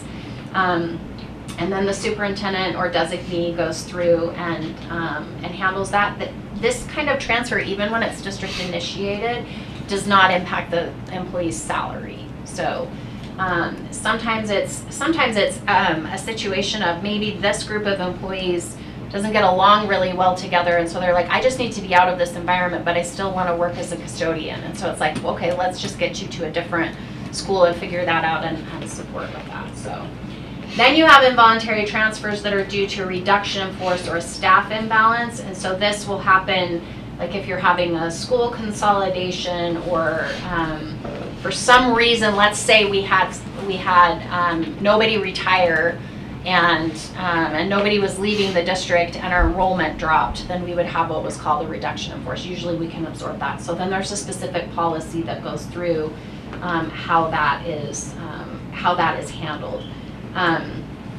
And then restrictions on transfers. Notice that it says an employee whose performance is unsatisfactory may not be transferred to another school unless the board specifically approves the transfer of the employee. So that comes at my request, and then I bring that to the Board of Education in a closed session, and then you sign off on that, and we move in that direction. Is that why it's crossed off up above? Because it's Down covered below, here? got moved into its own Oh, it section. might be. That could be That why. could be why. Oh, that's my point. I'll put a note Smart. there. Check this out. I'll just, check this out. That'll remind me. Okay, so then there's a separate policy 5290 for reduction in force and position elimination. So we cover it kind of in two different areas. It's the same type of thing. This does establish that there are sometimes a need for example, if you have an emergency situation that could take place for a reduction in force. And so you'll notice that authority is delegated on the second page to the superintendent, but the superintendent has to justify why that reduction is needed and what positions could be eliminated or combined or modified. And then in considering which positions to eliminate, the superintendent may, at their discretion, consider the following factors. So we can look at an employee's performance evaluation of the school's personnel needs. In state law, it states that the district may not utilize a last hired, first fired procedure for layoffs when terminating district employees. Last hired, first fired procedure means staff reduction that mandates the termination of an employee started to work for the district most recently before terminating a more senior employee. That isn't how it operates. So, and then there are kind of some emergency situations that take place. So if you go to 5290 procedure 1, it goes through the whole process. In number 2, we put no later than March 15th because that's when we do our non-renewal letters and everything have to be dated by that date. So I updated that date there. And then It says March 1st. that says procedure 1. Yeah, it should be March 1st. Oh, okay. No, it should be March 15th. So Okay. if you look on the live document, okay, got it. it says March 15th, yes. Yes, so we changed to that. And then also notice that there is a recall procedure. So if for some reason we said there was a reduction in force and then all of a sudden a whole bunch of kids register over the summer, we could send out a recall notice and say you can come back to your job. And so it talks about what that recall procedure is and what has to be in place for that to happen. And we do have to provide written notice at least 30 days or more prior to the termination of the contract, or in the case of emergency budget cuts, as soon as the information is known. Part of the reason why we can't put necessarily a time on number 2, it just says at the earliest possible time, is say, for example, we've set how many FTEs we think we're going to have, and then all of a sudden the state is projecting a significant enrollment loss. We get our numbers in April and we're like, we gotta do a RIF. We have to reduce our force. That may happen later than we would like it to, but that has to be an extreme emergency case and would be coordinated with the association. Any questions on that one? Yes. Yes. Sorry, in the policy, in the purpose, it says, meet the needs of the districts. Yes. Can we say meet the needs of the students? Oh, I love that. Good job. And there was another policy, and because it wasn't from today, and I can't remember what number, it also says the same thing. Okay, I'll check that. Thank you. Yeah. I love it. Okay. Anything else? All right, how much time I got? I gotta get going. 30 minutes. Oh my gosh, I feel like I gotta be faster. Okay, 4340, here we go. Oh, who's still with me? This is so great. Okay, religious neutrality, constitutional freedom in public schools. The purpose of this policy, this is an updated policy. We added a purpose statement to it to make sure that students understand that they have constitutional freedoms in public schools. We want to make sure that we're protecting those rights and not allowing it also to create a disruption in schools. So there's a balance that has to happen there. You'll notice that on the lines, it's at the end of the section on constitutional freedom in public schools that's blue. It says American history and heritage documents may not be excluded from study or censored due to their religious or cultural nature. There will be another update to this particular policy coming probably in the fall, and it will start listing what those specific documents are, and we'll probably have to put that into policy itself. And then it does talk about the participation waivers and lays that out more clearly about how a student can, a student's parent may waive their student's right to be part of something based on their religious belief, and that when a student is initiating that they don't want to participate, then we still we notify the student's parent. And that would not be the case if they were 18, obviously, but and then you go down to the section on expressions of belief. Limitations on student expression, practice, this is the part in blue, or conduct shall be by the least restrictive means necessary to satisfy the school's interests or to satisfy another specifically identified compelling governmental interest. So it's to prevent kind of these really harsh reactions that could happen because students are exercising those rights of free speech. And the rest of it is staying the same. Do you guys have any questions about this policy?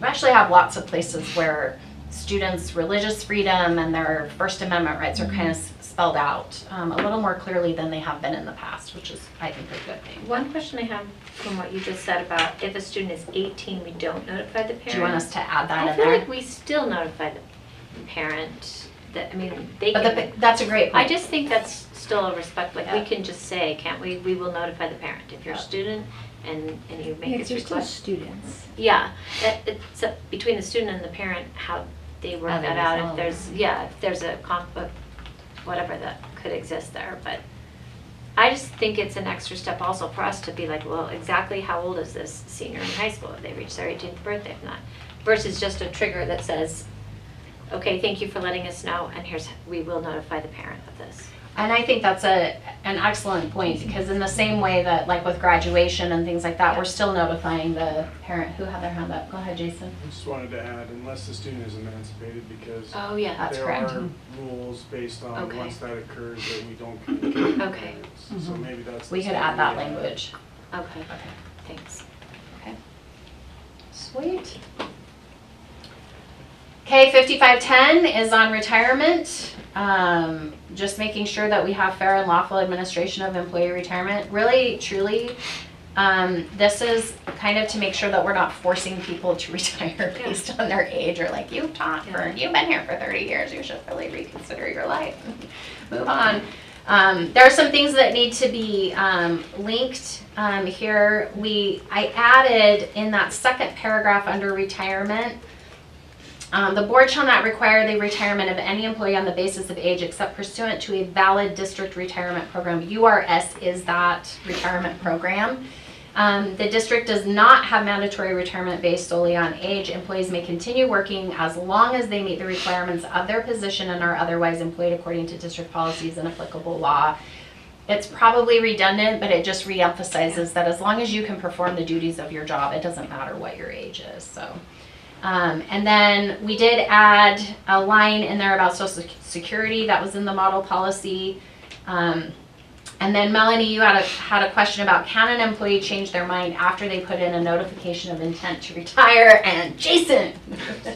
Yes, so as Rebecca reported in the little thread, we usually allow employees to go up to February because that's when all employees throughout the district give us their letter of intent for the following year, so they could withdraw up until that time frame, even though we asked them to give us the notice by December, right before the break, December 20th. One other thing that... But if they do it after that, and we've already hired for their position, then they cannot. In fact, we're being nice because legally they're bound 7 days after they've turned it in. Okay. But we try to give them grace, so, and give them that time frame when everyone else is required to make the same kind of decision for the following year. The other thing is that we use specific documents to help employees so we're not discriminating against them based on age, and those have been drafted by Joan. So that might be something we want to take a look at too. Okay. Would those be documents that we want to attach? Yeah, maybe like forms, because they're what Okay. people fill out when they want to give us intent Okay. to retire. And that's what we share with employees starting in October, to let them know that if they intend to retire and they would like to we give them an incentive if they let us know early, and they'd like to receive the incentive, then they need to give it to us by a certain time frame. Okay. All right. Okay. Policy 5200 is updated, drug-free workplace. Melanie, you asked the question of, does it prohibit vaping? Yes, we can add that. So we need to add that language specifically. And then I think this would be a question maybe for policy committee to look at. This is the actual notice that goes to employees. Do we want that just as a separate procedure? Do we want that in the policy itself? I think it's fine either way. So just something to think about there. Really, if you don't have that particular notice, then you don't have much in the policy. Then the policy would be like, please refer to this notice. So that could be kind of weird, but it is something that we do provide to all employees as part of state law. And I had a question. I don't remember. It was about, we have slightly different language in one of our other policies related to this that sort of clarifies. Where it's legally permissible. Yes. Do we want to add that language to this, or is this just meant to be a little bit of a more straightforward, you know what I'm saying? Because I feel like the other one we're talking about transportation and driving. That's correct. Things like that. But I just wanted to check that. Like if that would be problematic for us ever, that Or do you want to there is put a a link difference. to that policy? The only thing that I'm wondering is I think this notice specifically is required It's by required state by state law law. in Okay. this way, so I don't think we Okay. can adjust that. But I thought in that first purpose statement that we might be able to add some language about permissible, but, We'll have policy. because I just remember asking like, when is it permissible by law? And then you helped me understand That's that right. a little That's better. correct. I do remember Right, that. and so I'm just thinking for consistency's sake, if we have in place that we're being mindful of with that.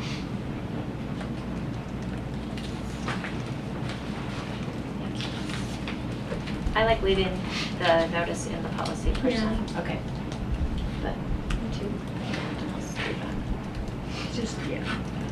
5090 is just a procedure. So it clarifies the scope of employment for district employees, basically stating the following guidelines govern the scope of an employee's duties and responsibilities. They are interacting with students. They have to, we say this like in multiple places and multiple times. So just making sure that when they are interacting with students, they do have to follow all district policies and procedures.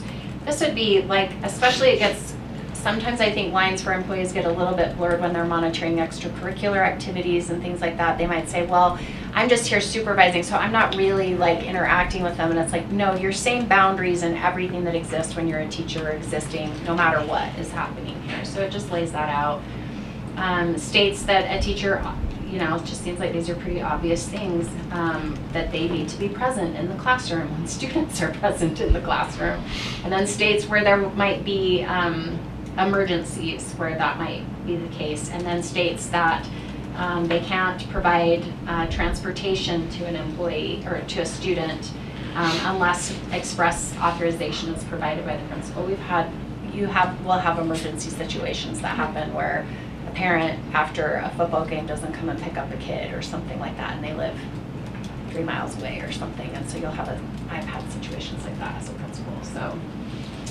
Number 4 is no employee shall obtain or maintain outside employment that interferes with, conflicts with, or substantially impedes the employee's ability to perform their duties.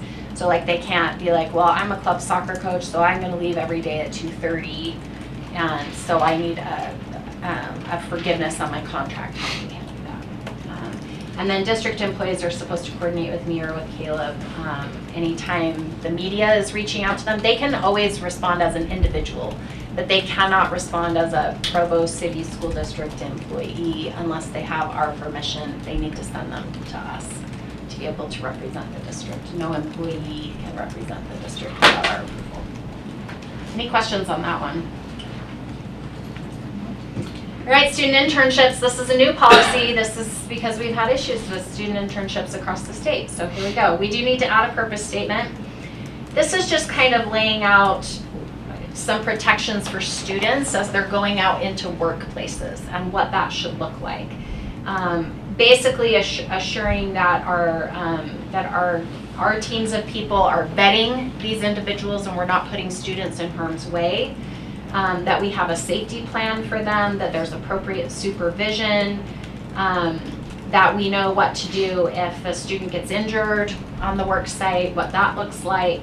And then somebody asked about address transportation options. We don't provide the transportation for the interns, but we talk with them about how they could get to the site. So do they need a UTA card? Do they need, what might that look like?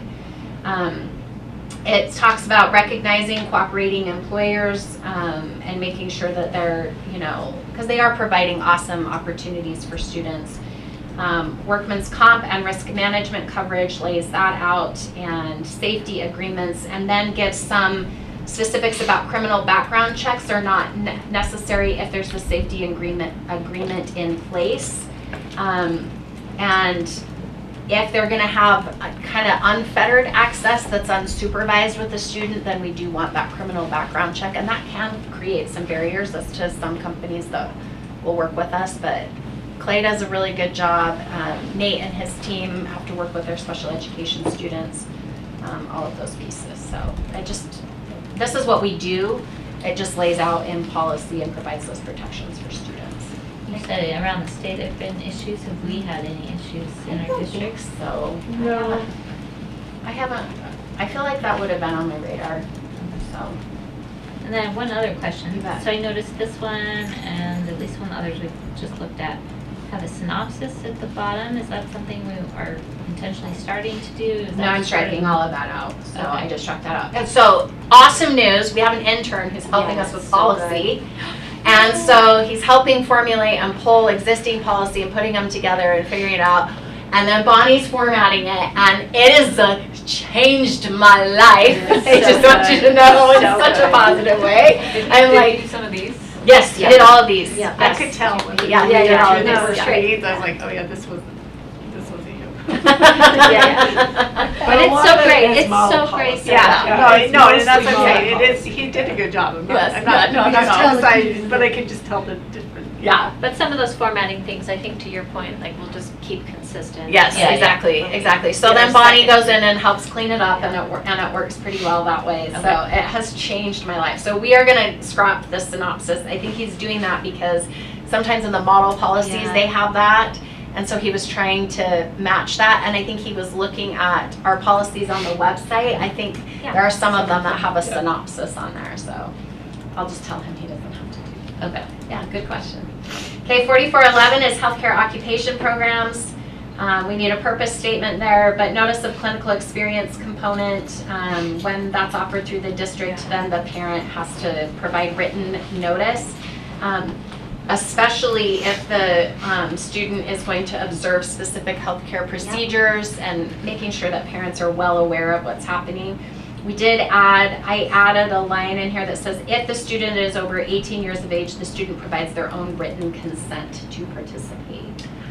I have one question about this, and that is just, should we be explicit about some kind of a HIPAA, like, does the internship site provide a little bit of HIPAA training? Do we provide some HIPAA I training can before a ask that student goes question. into a healthcare situation? But they do a lot of the training, so Yeah, they're, we the need to contract My that kids have I received it at approve. their internship Correct. site. Yes, that's But right. I would love to just mention in here that the student will have HIPAA laws explained to them. That's a good. So that I just think extra coverage on that. You bet. terms of our In the students. agreement that I sign every year with, They do, with okay. IHE, it's specified that they will follow HIPAA and be, and have that Yeah, I explained. Okay, good. Then So- maybe we don't need it in here. But, I mean, it's not a bad thing to put in our policy, because our parents or students aren't going to review IHC's policies, they're looking at ours, so. Excellent point. Is this mostly Not for taken, or- like the CNA class? Yes. Yes. Okay.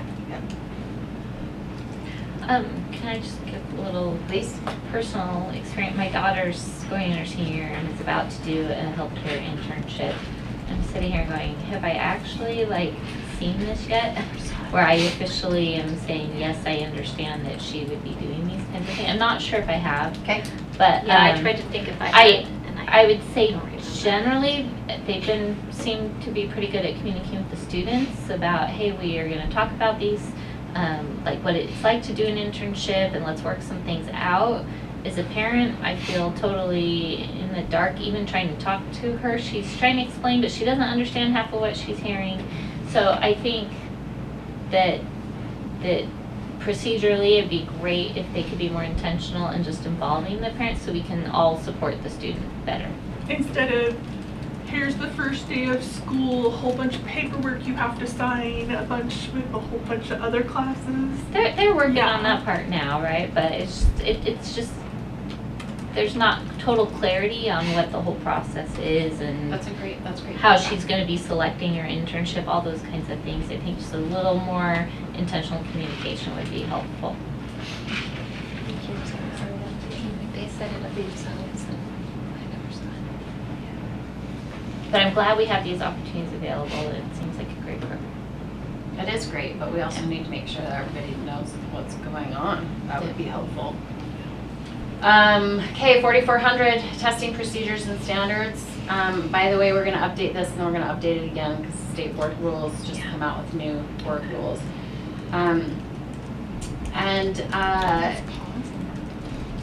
This is all just about state testing and that we have to put in there, we had to add a piece about the testing ethics policy and where that can be found, so we linked that into the document. School responsibilities, this is important. So it says the district school or educator may not prohibit a student from enrolling in an honors, advanced placement, or international baccalaureate course based solely on a student's score in a statewide assessment or because of a student's exemption from taking such an assessment. Doesn't mean that can't be used as a data point, but it can't be used as the sole thing. And that's really where we're trying to, Daryl's been working with Doug Finch and with Sean and with Tommy in these honors pieces as we're trying to establish what does an honors class mean This should be in alignment with AP where you're self-selecting in, but we are going to give you guidelines as to what kinds of dispositions will help you be successful. And in general, if you're not scoring these things, these could be some challenges and this could be difficult. It doesn't mean you can't, but and that we want to review that and be really intentional with parents about what that looks like. And I think they're doing a really good job of aligning that and working really closely together so that they know what those expectations are as we're moving forward. So, and then there's just a bunch of links to the rules in this particular policy that we don't have that are live. So we'll make sure that that is the case. If you go into procedure 1, we have an opting out of state testing. A parent or guardian has the right to exempt the parent's student from a statewide assessment. A student who is exempted from a statewide assessment may not be penalized because of the exemption. And then it talks about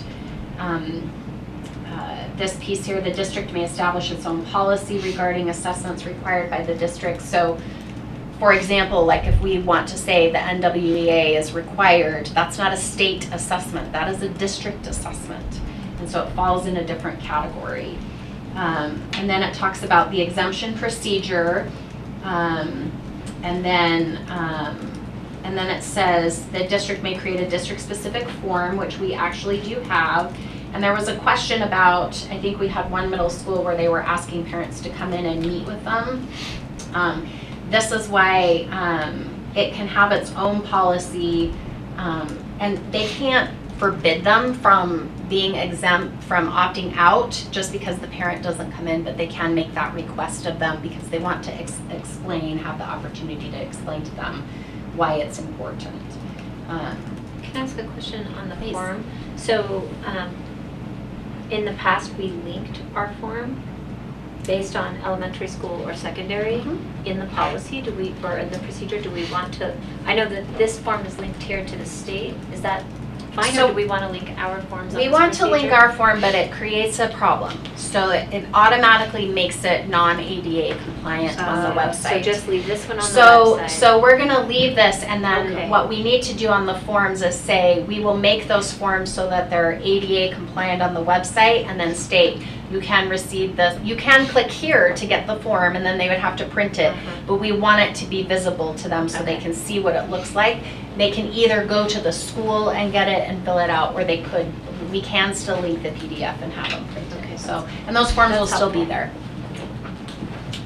there. Procedure 2. Can I just say one thing on this procedure Please. one? There's a couple times where it says the district may create their own policy, they may create their own form. Just by the time we get to the final version, I would like to have that part removed because this is Right. our form or our You got it. policy, and if we have to say anything different in here, say our district policy is this. Perfect.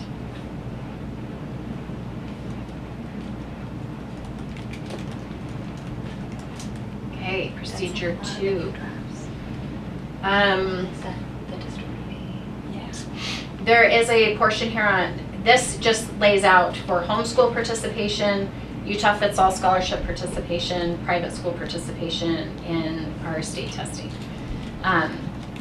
We have to fix the policy where it says the student must have satisfied the homeschool requirements set forth in policy FBB. We have the right policy, that's the state model policy, so we'll fix that. We do not, if we're not charging a student for these state assessments that live within our boundaries, you can't charge a homeschool student. But if they are receiving a Utah Fits All scholarship, you can. And so that's why. Do we a vendor though for that? To do that? No, Oh, you don't. okay. No, you do not. Great question. So that's the only place that has really changed. Then there's this part at the end about the Bureau of Indian Education Schools Administrator Training. That was originally in the model policy. We updated this last year. We took that out because we don't have any BIE schools in our district, so policy committee can determine. I think when Dakota did it, he put it back in. Yeah. And so we probably need to just remove that. Wendy, can I ask a question? You bet. How do we, if this were to happen, how would we verify a student has a scholarship? You have to ask, and then It's like honor kind of thing, Mhm. like are you, okay, I didn't know if there was some type of. yeah, they won't provide us with a list, but I think we So do can that. ask the vendor if this person has received a scholarship. Okay. So, Right, if we had a very specific, Yes. like where they were requesting this testing, Mhm. have they received a scholarship, okay. you know, they won't give us a Confirm it list somewhere. of all of the Right. people within our boundaries, but if somebody comes in, then we can say, yes. Okay, policy 4335. What's my time here? Oh dear. Okay, here we go. 4335, American Heritage. Okay, so there was a question about should we call it American Heritage or should we call it United States of America Heritage? American Heritage is what is used in state law. It is, people in the Utah State Legislature define it as this is the United States. Many people do not define it that way. If you look at like American Heritage at BYU, that is how they define it. So you have this kind of tradition. Should we put Of that that. in as a definition? Ooh, good idea. I love it. Because then that will help. Perfect. I figured that's why I only commented down below about a specific policy. Yeah. Because I figured that was state code. Yeah. Well, that makes and sense, the yeah. other Just make piece that- of this is that It is what it is. I see American exactly what Heritage it is not happening in a single course. It Right. happens across several different courses, Right. and It's so like a theme. they wanted to make it broader in that way. We are also going to have to change the civics graduation requirement because that's going away. So as the new civics education requirements come in, we'll actually have more social studies requirements, so they'll have to take a full a full year of government. And so then that piece drops off as a requirement, and I believe that's for this year's, the kids that just finished their freshman year. I think that's who that's applying to, but I have to go in and look at when that goes into effect. So they won't have a civics test, they'll just have to have taken, will they have to have passed that course then? Okay. Or taken a competency Or test to test competency out of test, it. okay. Yeah, they can do either one. You cannot, currently right now, kids are still taking the civics test, Yes. but you cannot opt out of it. So if you Right. want a high school diploma, it is required. Are homeschooled kids required to take the civics test? No, but they don't get a high school diploma from us until they do. Yeah. Now, if, say a student moves in from California in January of their senior year, and we're transferring in all of their credits, and they haven't had those requirements or something, then we can provide an alternative, we can Right, provide that's lots of right. different accommodations for how they can take and pass that citizenship test, so. The senior year. It talks about Pledge of Allegiance is where we have a minor student shall be excused from reciting the pledge upon written request from the student's parent, provided at least once per year. I don't think any teacher requires that. If the student doesn't want to do it, I don't think we generally make a big deal about it. We just allow them to not participate in it. And that's okay, I mean. Yeah, Yeah. it should be. If we find out it isn't, then that teacher is spoken with. Well, then do we So. need to change what we have here? Cause yeah, this is, is the shall, Let me look and see.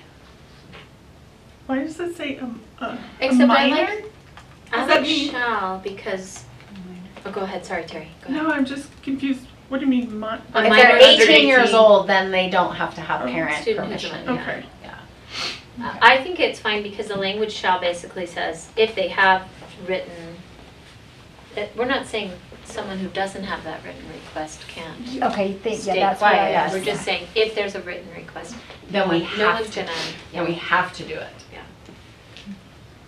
Well, maybe one more sentence about we can allow it even without the written, I don't know. If that's what I don't want a teacher getting after a student because they read this policy and No, that's said, the I don't other have way. written permission, you better stand up.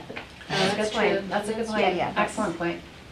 Yeah, I was curious if we're teachers and, yeah, have these parents. And we do have to instruct students that their participation in the Pledge of Allegiance is voluntary and not compulsory. How does that happen? Well, that's a piece that I don't think, I think basically what happens is they say, everybody stand for the pledge. And then there are kids who don't, but that's because their parent has helped them navigate that, but it does need to be stated at the beginning of the school year. So that's something that we have to make consistent. The across teachers in the board. classroom need to They just say, need to "We're say, gonna do hey, this, every but you day don't we're have supposed to recite the Pledge of Allegiance. Recognize that your participation is voluntary. If you don't participate, I probably reach out to your parent just to make sure that they're aware that you're not and that it's okay and that I just want to make sure everything's all right. That feels like a conversation that maybe we should make somewhat consistent Yes. based on grade level too. Yes. So that, someone doesn't think they're doing this policy, but actually maybe give more, I don't know, it just feels like maybe a space to be careful around how we talk about this with parents and students, so parents understand and students understand that it's not an attempt to undermine, do you know what I'm saying? Yes. But it is an attempt to be consistent with the law. I don't know. I'm also wondering if we can look at lines 58, 59, seems a little prescriptive. It's led by a student in a classroom assigned by the classroom teacher on a rotating basis. That's Is that technically in code? state code. Okay. It's pretty prescriptive, I think so too. Yeah. I was like, is that what they're doing? I don't think so.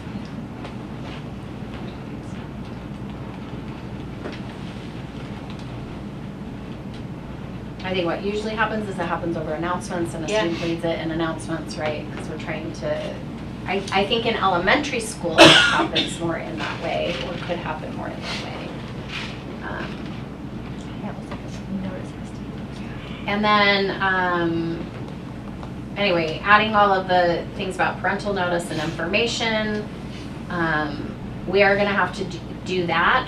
I don't think we've had a formal notice go out to parents about the right of student, hey, by the way, one of the things that we do is the Pledge of Allegiance, and you have a right to opt your kid out. So that is a formalized procedure that needs to be put in place, that we don't have in place at this point in time.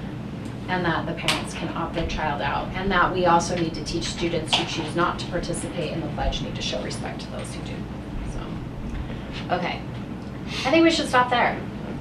And then we'll start with 4067 next time. It's a good plan, because that's just, yeah, it's a lot.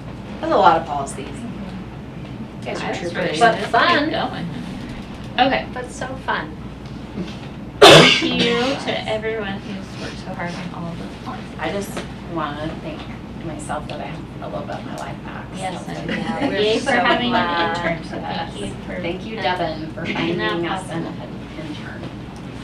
All right, next is our ongoing discussion about dual language immersion programs. So for those who might be watching from the public, we started a slide deck last time and got through about just under 50 slides, I think, but it's very involved, and so we're moving forward. We do have application open right now for parents to be a part of a committee that will help us look at all of these things, evaluate, make some recommendations to the board. That application closes next Monday, the 15th, and so they're welcome to get on our website and apply to be part of that, and we hope to select those people by July and start our meetings in August with that. So this is just part of a discussion that's going to be going for a little while. All right, Wendy? You're gonna have to remind me, did we get to research on best practices? Remind me of, because on No, one, no, we we did. did not. okay, because on one it said They're that we like got, about go ahead. 50, let's see.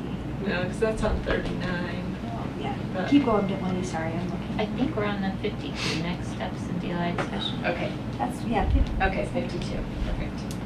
That's okay. It said in the minutes that we got to page 27, so that's why I thought we were not as far as that. But this is great. No, that's okay, we're great. So next steps in DLI discussion, here we go. One of the things you're gonna have to do as a board, and that we have to do as a district, is we have to determine our priorities for DLI. What is the most important problem we're trying to solve? And we're gonna talk through that as you see each of the different models. Then also sharing data from individual DLI schools in PCSD. We haven't looked at that specifically. Are we having the same success as research suggests?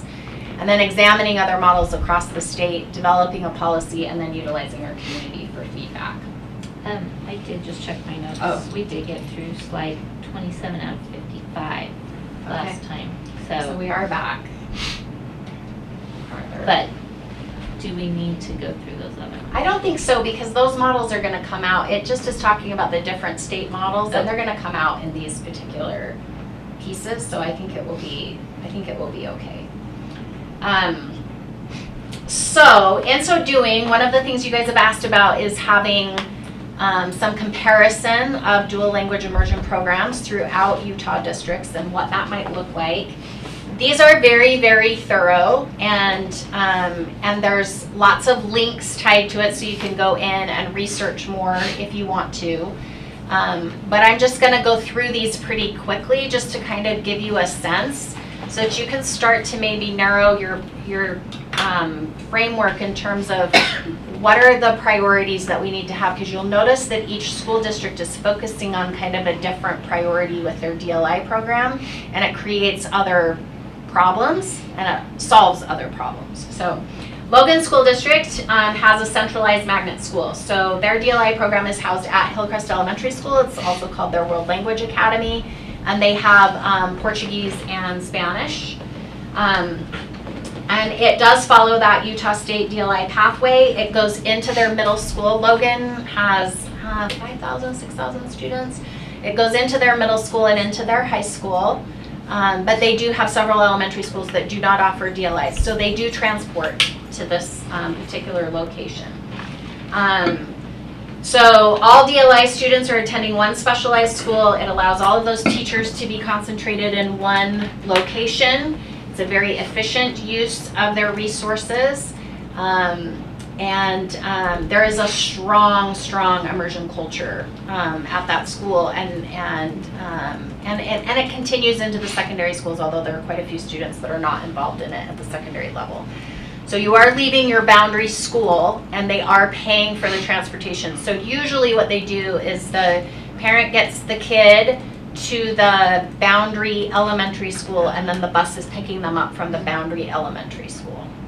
And so you can feel disconnected from those boundary school communities, but on the other hand, you're kind of creating a new community by having this World Language Academy. So, yeah. So do they have like kind of school boundaries absent Hillcrest World Language Academy, and then everyone has a boundary school, then this school is here as the magnet That's school. correct. That's correct. And then you apply to get into it. Do we know how long they've been having this magnet? Is I it don't. new? It's pretty. I feel like it's pretty new. I'm a graduate of Hillcrest Okay. Elementary. Was it there when you were there? No, not I this was like, one. Jamie This is said brand 3 new. years. I think it was about, so it was, See, we it got was the between experts 3 here. and 5 years ago.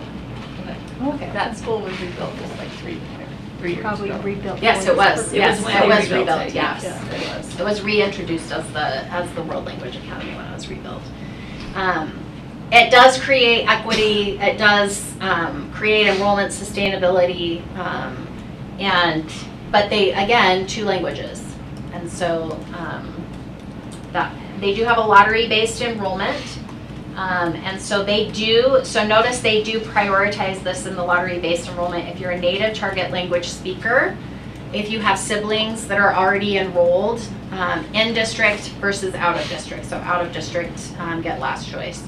And then it is trying to create some balanced access opportunities. They can balance the numbers from the different elementary schools if they need to make sure that one isn't dominating, and that they're being really mindful of what that might look like. They are doing the state DLI model. It's just centralizing the immersion students into one specialized location. They still have the K-12 pathway, all of those pieces. We probably wouldn't know this, but I'd be curious to know like how many kids they have to turn away, or if it really kind of evens out if they have. I believe Adequate too, space or- up there that's a K through 5. It's not a K through 6. Okay. Yeah, I think that's pretty sure. Okay, yeah, just curious, like. And yeah, does immersion start kindergarten first? I'm sure. If they have to it's turn first, away a I'm lot of sure it's students, first. you know?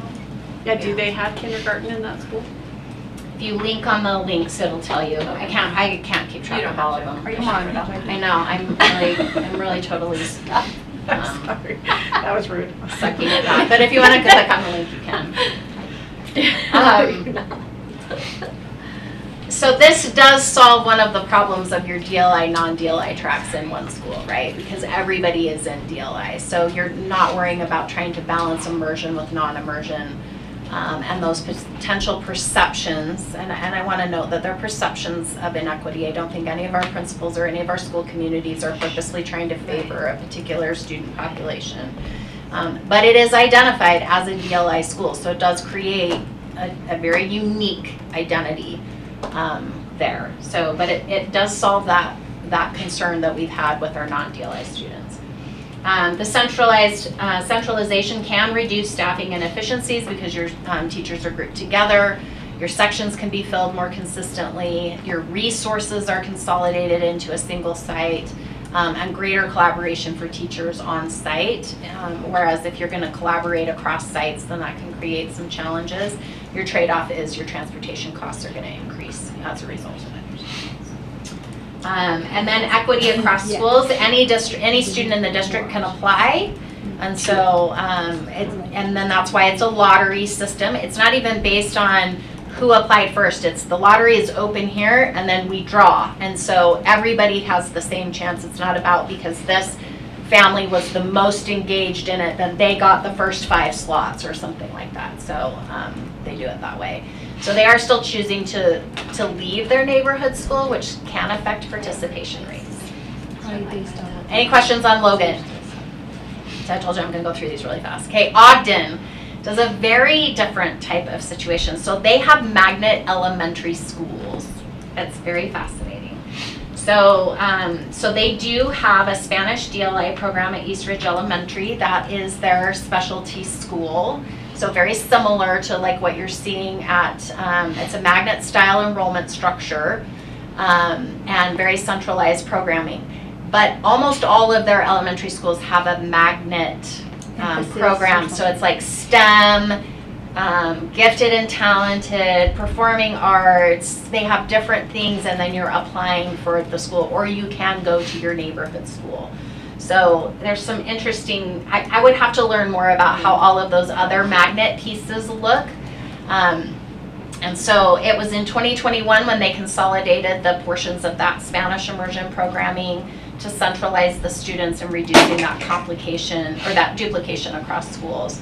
And they were really trying to balance enrollment and the program sustainability and making sure that they were using staffing efficiently. So this is kind of where that quasi choice model comes in, where you're trying to actually create attraction for neighborhood schools, kind of like what we've done on the non-DLI side, where you have STEM or your STEAM programs on the non-DLI side. They're just doing that by school. They do follow the DLI framework. You have one English language teacher, one partner language teacher at each grade level. Core content taught in both languages. So it is following the DLI model, and they do only offer Spanish. And so also recognizing, I think the other thing you're going to notice is that each of the school districts recognizes the uniqueness of their district and is trying to respond to it. So when you look at Logan, you would say, well, why would Logan offer 2 languages when it's such a small district? Think about that Utah State is right there, and so you have a lot of individuals where Spanish and Portuguese, those are 2 languages. Those are 2 very commonly spoken languages. Portuguese is the 3rd most common language spoken in Utah. And so there's a decision there. Ogden has over 50% of its students that are English as second language learners, right, as multilingual learners. And over 50% of their population is Hispanic. And so part of this is that's why we're gonna have Spanish, and it allows them to have native speakers in the program. How many schools do they have, like, that have the DLI? Just one. Just one school district, okay. And just to clarify, is every student at that school in the DLI program? I believe so. I think every single.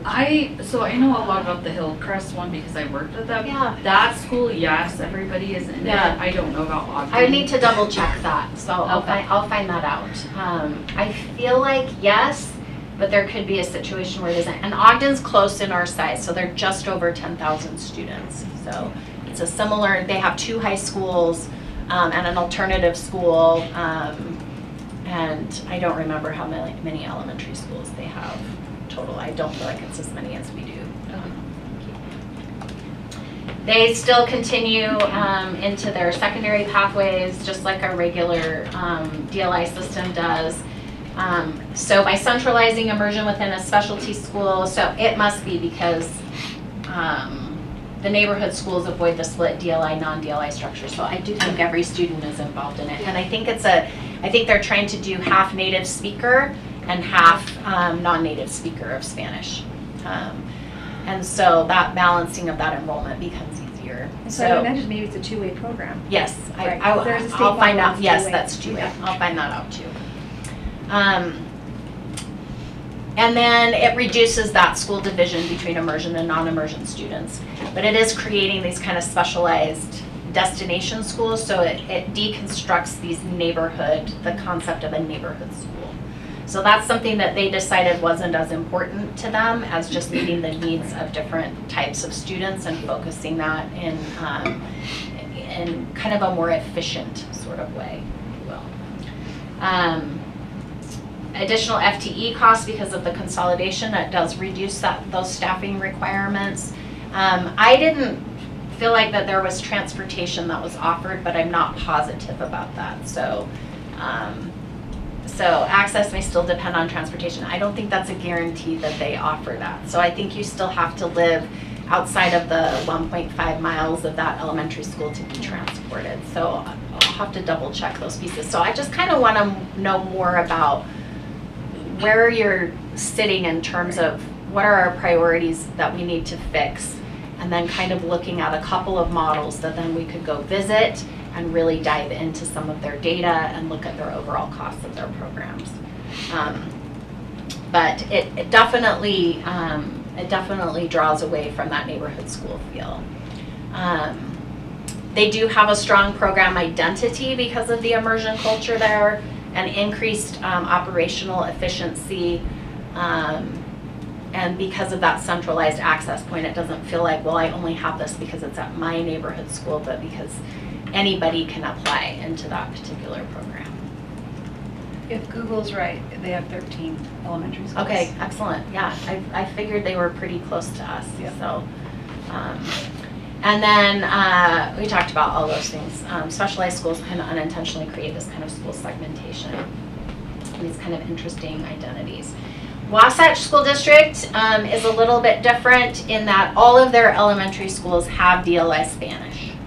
So every single school has a Spanish dual language immersion program, but not all of the students are involved in Spanish dual language immersion. So they still have those non-DLI sides. And when I talked with the superintendent up there, he said one of the things that they're struggling with right now is those non-DLI, either those are big and the DLI side is small, or vice versa. It just depends on the school.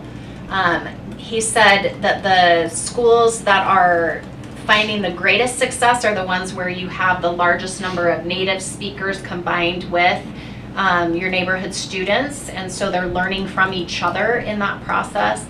And so it does build stronger teacher collaboration across the district, but it still is creating this kind of segregation within the school itself. But it does create access to a dual immersion program at every single school in their, every single elementary school in their district. How large is their district? It's, roughly? so they have 5 elementary schools is what it has here. Oh, I see that So, here. yeah. Okay, thanks. So they're a little bit smaller than us. Probably, my guess would be 6,000 or 7,000. They're gonna have two Closer high to schools. Logan. They're gonna have 2 high schools, but the 2 high schools are really small. So they adopted a policy that no high school can ever go over 1,500 students. Then they have to build another high school. So they keep their enrollment at their high schools low. So this creates that strong neighborhood access. It still isn't addressing FTE costs, because you're still going to have to go in and supplement in your FTE. You are trying to build this program over multiple campuses, just like we are. They're just doing it with one language, which does simplify it somewhat. And then they do have to have more bilingual staffing district-wide, because they are offering it at all 5 of these schools. I mean, technically we're offering it at 5 sites as well, but we're twice as big as they are, but it is one language and it is a common language. So there's just some differences that happen here.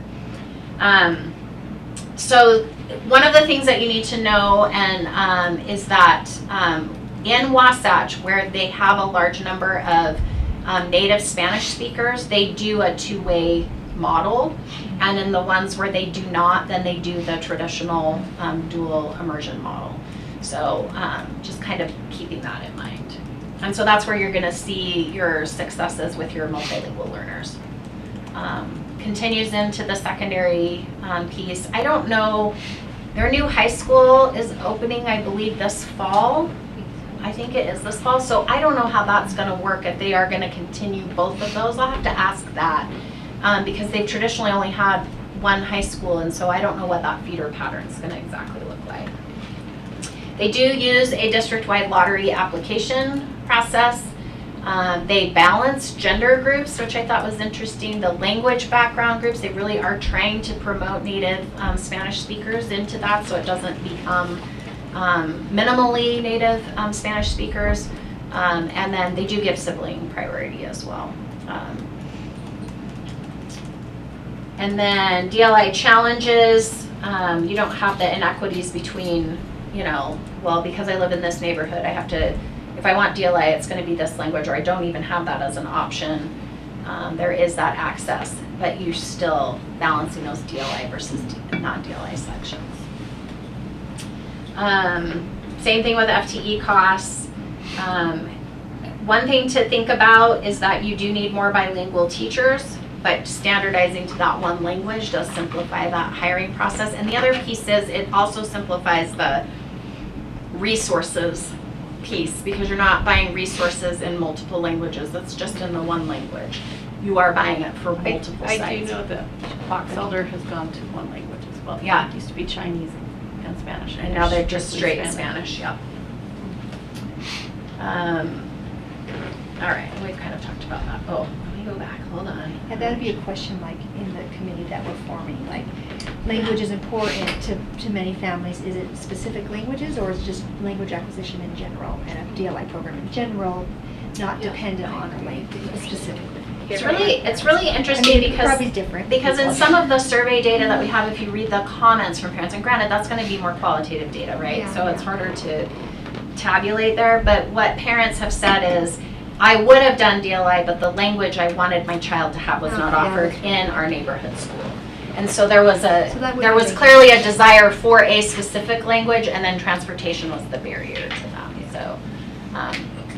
So anyway, there's a lot of support. I mean, I feel like Wasatch is doing some really innovative things, but they are still struggling with that non-DLI side. That is something they haven't been able to figure out. So you get less language diversity and higher staffing demands. Now, Salt Lake City School District is a little bit different, and you'll see it because it's reflected in their demographics.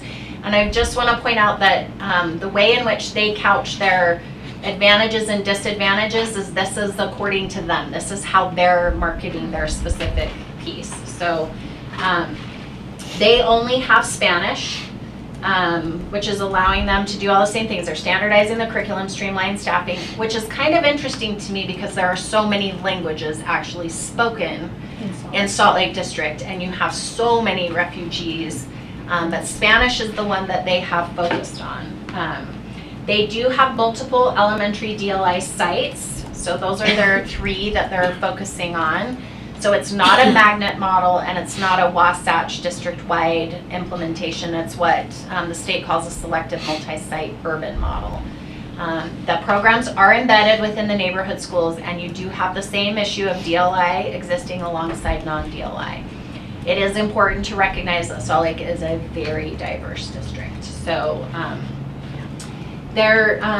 one of the things that they're really trying to do is to make sure it's a two-way immersion, and that they have as many native Spanish speakers as they have native English speakers. They are very concerned about dual immersion becoming just a benefit for students who have parents that are very involved and supportive. They want it to be that students who speak Spanish as their first language are seen as an asset, not as something that has to be, not as a risk factor, but as much of an asset, and they want their native English speakers to learn as much from their native Spanish speakers as vice versa. So it's very intentional the way that they have it set up in terms of that. They really feel like bilingualism gets used very successfully as an equity tool. It really supports the multilingual communities. And when I asked their superintendent about, well, how do you feel about the fact that you're only focusing on Spanish? She said it still gives us a common space. So they're still recognizing that Spanish and English, those are still your most common languages that are spoken in the state of Utah. So, and she said, and then kids are picking up because they still speak their native languages, so they're going to be fluent in 3 or more languages, and that's a real they see that as a real positive. And they also have way varying socioeconomic groups. If you drive through Salt Lake, you understand that. And so they're interacting very closely together, so there's more of a culture of bilingualism. She said they didn't feel like it was quite as segregated as sometimes it can feel between DLI and non-DLI students, because it is such a diverse population that's coming together.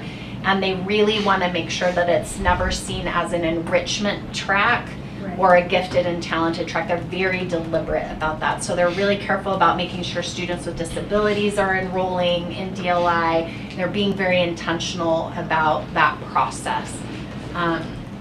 It does follow the state's model, and they do apply online, and certainly access can vary by geography and by schools. And then the model does kind of reduce some of those. Sometimes you'll hear individuals talk about, well, these children can be involved in this program because their parents can help. You know, like you hear this especially with Chinese, because sometimes they need extra help and they need tutors and support with that. So their form of using Spanish breaks that down so that everybody has access to it. And it's just a different feel. Do they provide transportation though? That's a great question. It doesn't seem like it from what's here. So I feel like in Salt Lake, if I'm remembering correctly, that everybody gets a Trax Pass in Salt Lake, and so they're using public transportation. And so even elementary students are using public transportation. So they still have school buses, don't get me wrong. But I think that would be one that they do utilize that. So that would be a question that we would want to ask. And the other thing that we need to recognize is Salt Lake has a lot more money than Provo does. Yeah. I mean, just raising, when you look at the increment difference, when they raise their taxes by 1 increment, the amount of money that it generates in Salt Lake is so significantly higher than Provo. And so that's why their teachers can get paid more and those pieces. So there are some challenges to the fact that they have it at multi-sites and that they don't have it at every site, right? So that's still creating a different equity issue, right? But fewer recruitment challenges than if you're trying to provide 4 languages at one time, but other trade-offs that happen. But the same challenge of our non-DLI track, which they feel like it's managed a little bit better just because of the diversity. It'd be interesting to talk with some parents about what their experiences are, right? Because that's going to be different than how district leadership is going to necessarily see that. So, but they are really being very intentional about including multilingual learners. So even if I come in and I'm a refugee from, say, Congo or something, for example, if I come in, I'm not going to be discouraged from being in the DLI Spanish program because people are going to say, well, you're already trying to learn English. They would see that as an asset. You already speak this language, well, we're just going to teach you 2 more, and they utilize it in that way. It does take some training of teachers.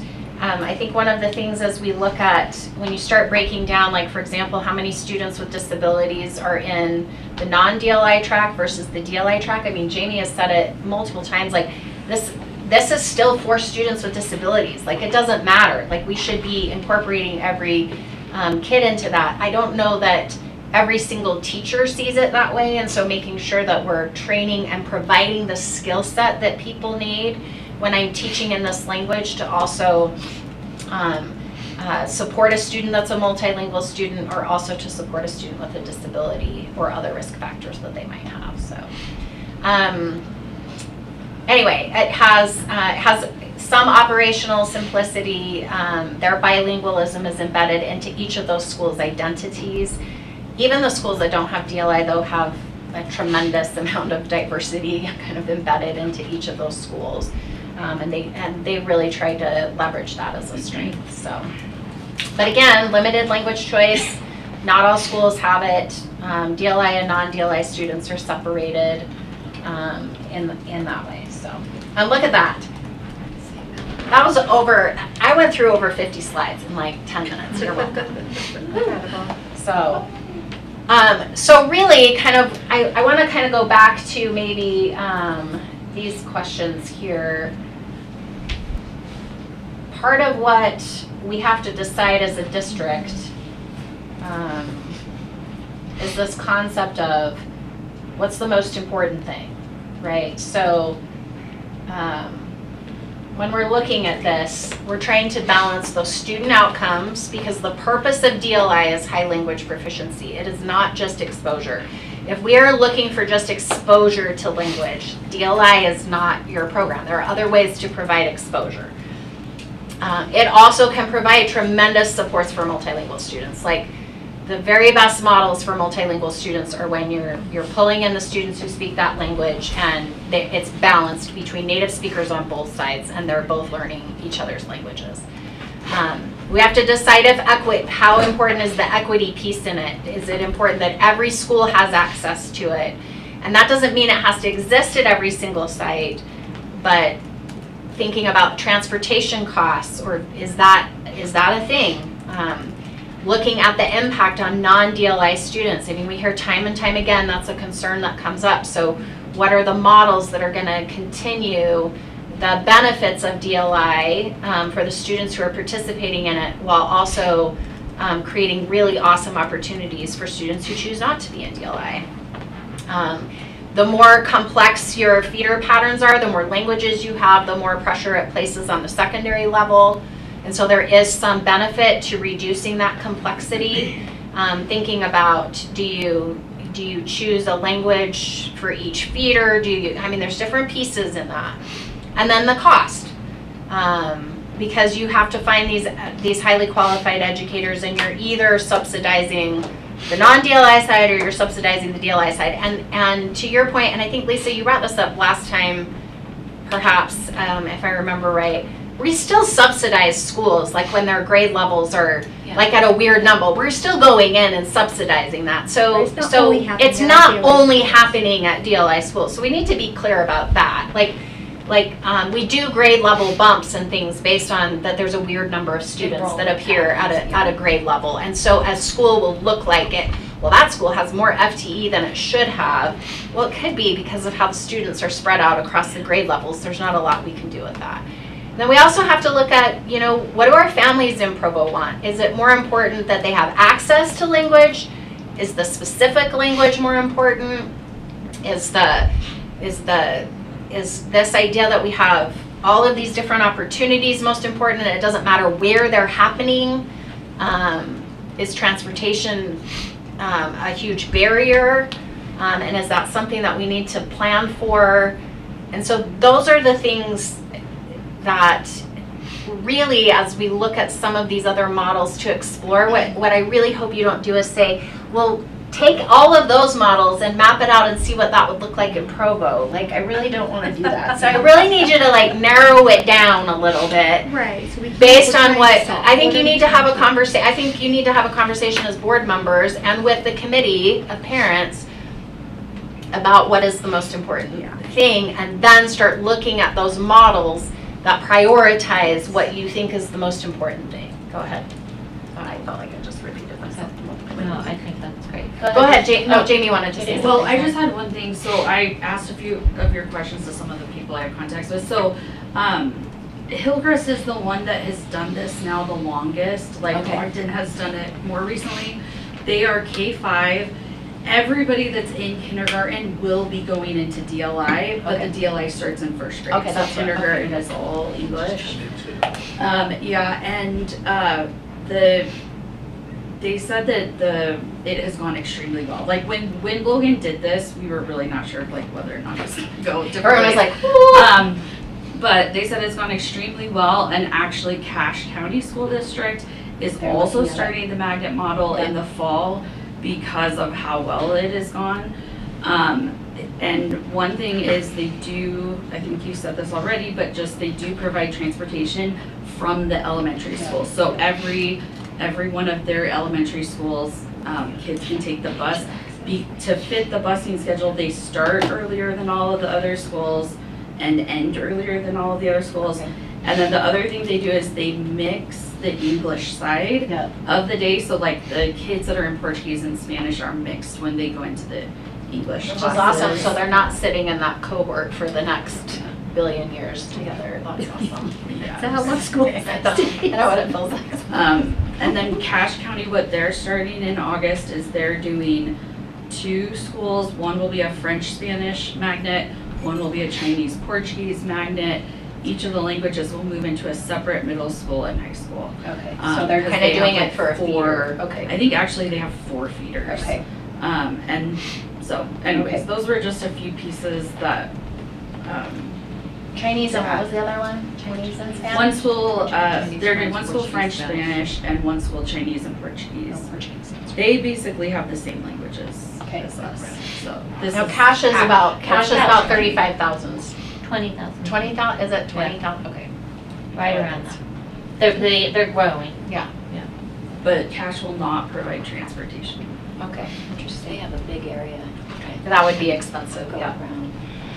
One question I have, I think we do need information from like ourselves, but also that parent committee, but I'm wondering, is there also a third thing, I don't know if I should say it, but like a survey to just all of our parents with some kind of, I just think there are a lot of people that want to kind of wait, but maybe that's not a good idea, but that's what I'm just saying, like, what do you guys think? Like, because I think if you took that Like a survey more narrow result to the survey. parent committee to say, here's some broader data, and now you guys help us kind of as we're filtering this, or is that just too much? Well, I think, for me, I think it's important at some point we involve the community, but we don't want to be doing a survey every time we have a question. Right. So it becomes, when is a survey going to be the most impactful in how we're making the decision? Like, do we work through some Right. things, parent group works through some things, then we take it to the parents? Or do we parent survey and then work through that, right? Gina? Ian Miller, who's we talked to, we met with him a while back, and he's the one who brought up conjoint analysis, which Mhm. actually this is exactly the type Yeah. of thing. So once we get there, they said that he and 2 others are kind of trying to help us with a few things. But this is like, do you like free shipping? Do you like lower prices? Do you like better customer service? And then it helps us tease out what is the most important. But I do think it's going to be important to figure out where in the process do we want to do this. After we've met with parents, before we have that parent committee going, I think that's an important thing for us to figure out. I also think doing a survey is tricky because the people that are invested are going to respond and the people that don't know about it or aren't paying attention aren't going to respond. So we don't really get a really good sense of See the in the whole parent district's committee. view unless they have investment already in this discussion. Well, And like that's showing like Westridge, no one's applying. They don't have an investment. They're not being talked about. So I'm like trying to get people to apply. Yeah, we're having a hard time getting parents on the parent committee Right, from so they're not Westridge. going to be responding to a survey about Yeah. this.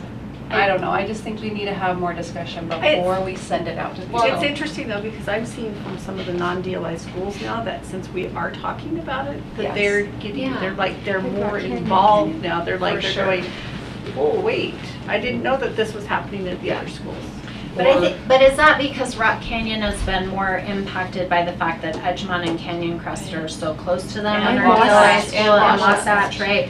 Whereas if you're going to Provost and Provo Peaks, and so that is, I mean, when you look at our parent survey and who has come in, it's your DLI schools and the ones that have been That most makes sense. impacted by DLI that have the Right, largest because a lot parent. of kids, families maybe choose Rock Canyon specifically because they don't want, because other ones are vice versa. I would where- say generally, we're not gonna get good survey participation over the summer.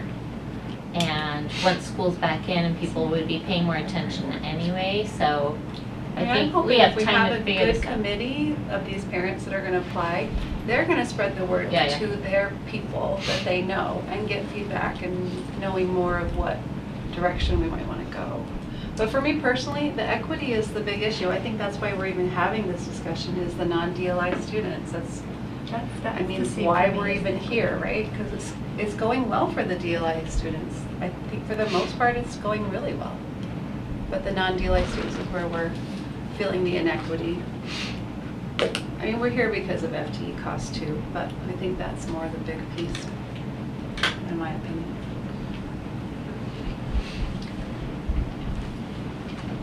One thought I have, if we narrow a scope and are going in a direction though, I think then we've already decided kind of what are our key decision factors. And that, so do we want to decide that, or do we want that to be a place for a conjoint analysis? Feedback I've had from people before around surveys from us is, what's helpful to them is if at the very start before, and we've done this before, I know, but we just set up, here's why we're doing a survey. We're in the midst of this process where the outcome could be, whatever. And this is your chance to weigh in and help us decide what are the priorities as we decide this. Parents will be working with us in a committee going forward, but just to kind of help us know, I don't know, what are the priorities that drive this decision. Once we're down a path, then what are we asking? Would you rather have this model or that model? And maybe that is a more important thing to get from everyone. I guess that's the thing. What's more valuable to us from a broader group of people? Is it this information to impact this, or will it be down the road information to impact? Once Do you know what I we teased mean? it Like, out more. we've come down to a couple proposed ideas. Which do you like better? I personally think you need to take those decision factors to your parent committee and have them give you Okay. feedback on where, because we all have ideas about what should be the priority based on our experiences or who we've talked to or what that looks like, right? And then what can happen is we're going to get you're going to get a balance of non-DLI and DLI parents, right? So you'll have a balance of that, and they'll help us in that process. Then I think the surveys start to come in when you're starting to think about, would you be willing to drive your child to a different location? Are you going to be upset if your neighborhood school is no longer a neighborhood school because we turned it into a magnet? Because there's going to be a lot of parents that would be pretty upset about that. And so that has to be, so then there's going to be more questions that come out that I think, then there might be more people that have a vested interest, because you're right, I don't have a vested interest necessarily in the DLI piece, but if all of a sudden you're telling me that this elementary school isn't going to be my neighborhood school, I don't even have an option of non-DLI at that school, well, I'm definitely going to have an opinion about that, right? Like, so I wonder if that might be more helpful. So I just want to make sure that there isn't anything in this that we have missed. I feel like this kind of, and then we could show that committee here how some of the districts have handled this. Yeah, address these. And then have them start looking at that and diving into it and asking questions about it. I do think it's also important, just not to throw another wrench in this, but as you're building Timpanogos Elementary, it has to be taken into account what kind, like if this is going to be a two-way DLI school, then there are some very specific things that you want designed in that elementary school to support that process to make sure it's in place. So just, just to throw another wrench in that, because I know you don't have nothing to think about. All right, I'm done. Good things to think about. So, okay, we will be working on forming that parent committee, and leadership will determine what to bring back to the board next, and if there's new things to talk about at our next June meeting, or if our new meetings in July if we wait till August. So if you have feedback, let Gina and I know. And the Before tomorrow deadline for the afternoon? parent committee is But June Monday. 15th. June 15th, Monday is the deadline to apply for that. And last I checked, we had about 84 applicants. All right. Consent calendar, do we have any questions on the consent calendar? Yeah. Go ahead, Terry. On the first page, it says anatomage insurance. Those are the anatomage tables for Anatomage. How many? 3. That's very expensive. We got a We grant. got We got a grant for it. That's the Oh, Catalyst okay. Center And grant. we that approved they it got. at a few board meetings. Okay. So. Yeah, I did bring it to the board meeting a few months ago. But they were received and paid for this month, Okay. or in May. They're pretty cool, you should go They check are- them out. they are really so cool. cool. I can't wait to play. And then, on page 2, the P card still says Dixon. Oh. Sorry. Sorry, I it did was have a little one. bit of a crazy weekend, so. You did have a few things going on. I have one question. I saw like we have a payment to Shutterfly, and parents pay for their individual pictures, and then we pay for the service of having them. That could very well be that one is Different specific to photos. like a like football or cheerleading okay. or something. Okay. And those would be paid for by the program. It would be part of I see. the Okay. fee that they pay. Thank you. All right, any other questions? All right, seeing none, we'll move on to the board calendar items. You can see there in our agenda. We have a hearing next Tuesday at 6 p.m. at the district office in the PDC. And then the following Monday, the 22nd, time is, we'll need to update what says here, it's on your Google Calendar, of the legislator lunch is that, so the 11th. I have I was gonna say, that's a long lunch. I'm not gonna be here for Tuesday's meeting. Do we need to set up a Zoom? Yes, and we'll need to notice it that way, yeah. Yeah, are you gonna be able I to can join join. Thursday? I Okay, can great, join. okay. And Devin, you said that we're doing another hearing during our meeting on the 23rd. Do we Correct. Need to make sure it's noticed Yes. as a board meeting and a public hearing. We just made this call today, so we have not done all of the adjusting of calendars and notices. So But it is okay to do both. it is okay to do that. On the same day. Yes, Yes. it's just a truth and taxation that you can't do on the same day. Okay. It's the only one. I have a question with the Zoom for next. Is it too late to notice it? No, it just has to be noticed 24 Yeah, hours it's just, prior. it's just the agenda timing. Yeah. I think the legislator lunch is 12 to 2. Yeah. That's what Is we it have on the 12? Sorry. calendar. I Yeah. have to pull up my calendar. You don't want to meet. You don't want to be there all day? Yeah, 12 to 2. Sorry. Legislators that are listening. Okay, and then, 2 hours. yeah, we do. I was just about to say that. And then, speaking of truth and taxation, August 5th, it's on our Google Calendar, the truth and taxation hearing. It's a Wednesday night, 6 p.m. here at the district office. And for the public, we would love to keep our pattern on Tuesday nights, but that one was, we have to do it a certain way through the county, and that was just not available to us. So, Wednesday, the 5th at 6 p.m. for our truth and taxation. All right. Okay, go back to the agenda. Okay, do we have a motion to adjourn our study session?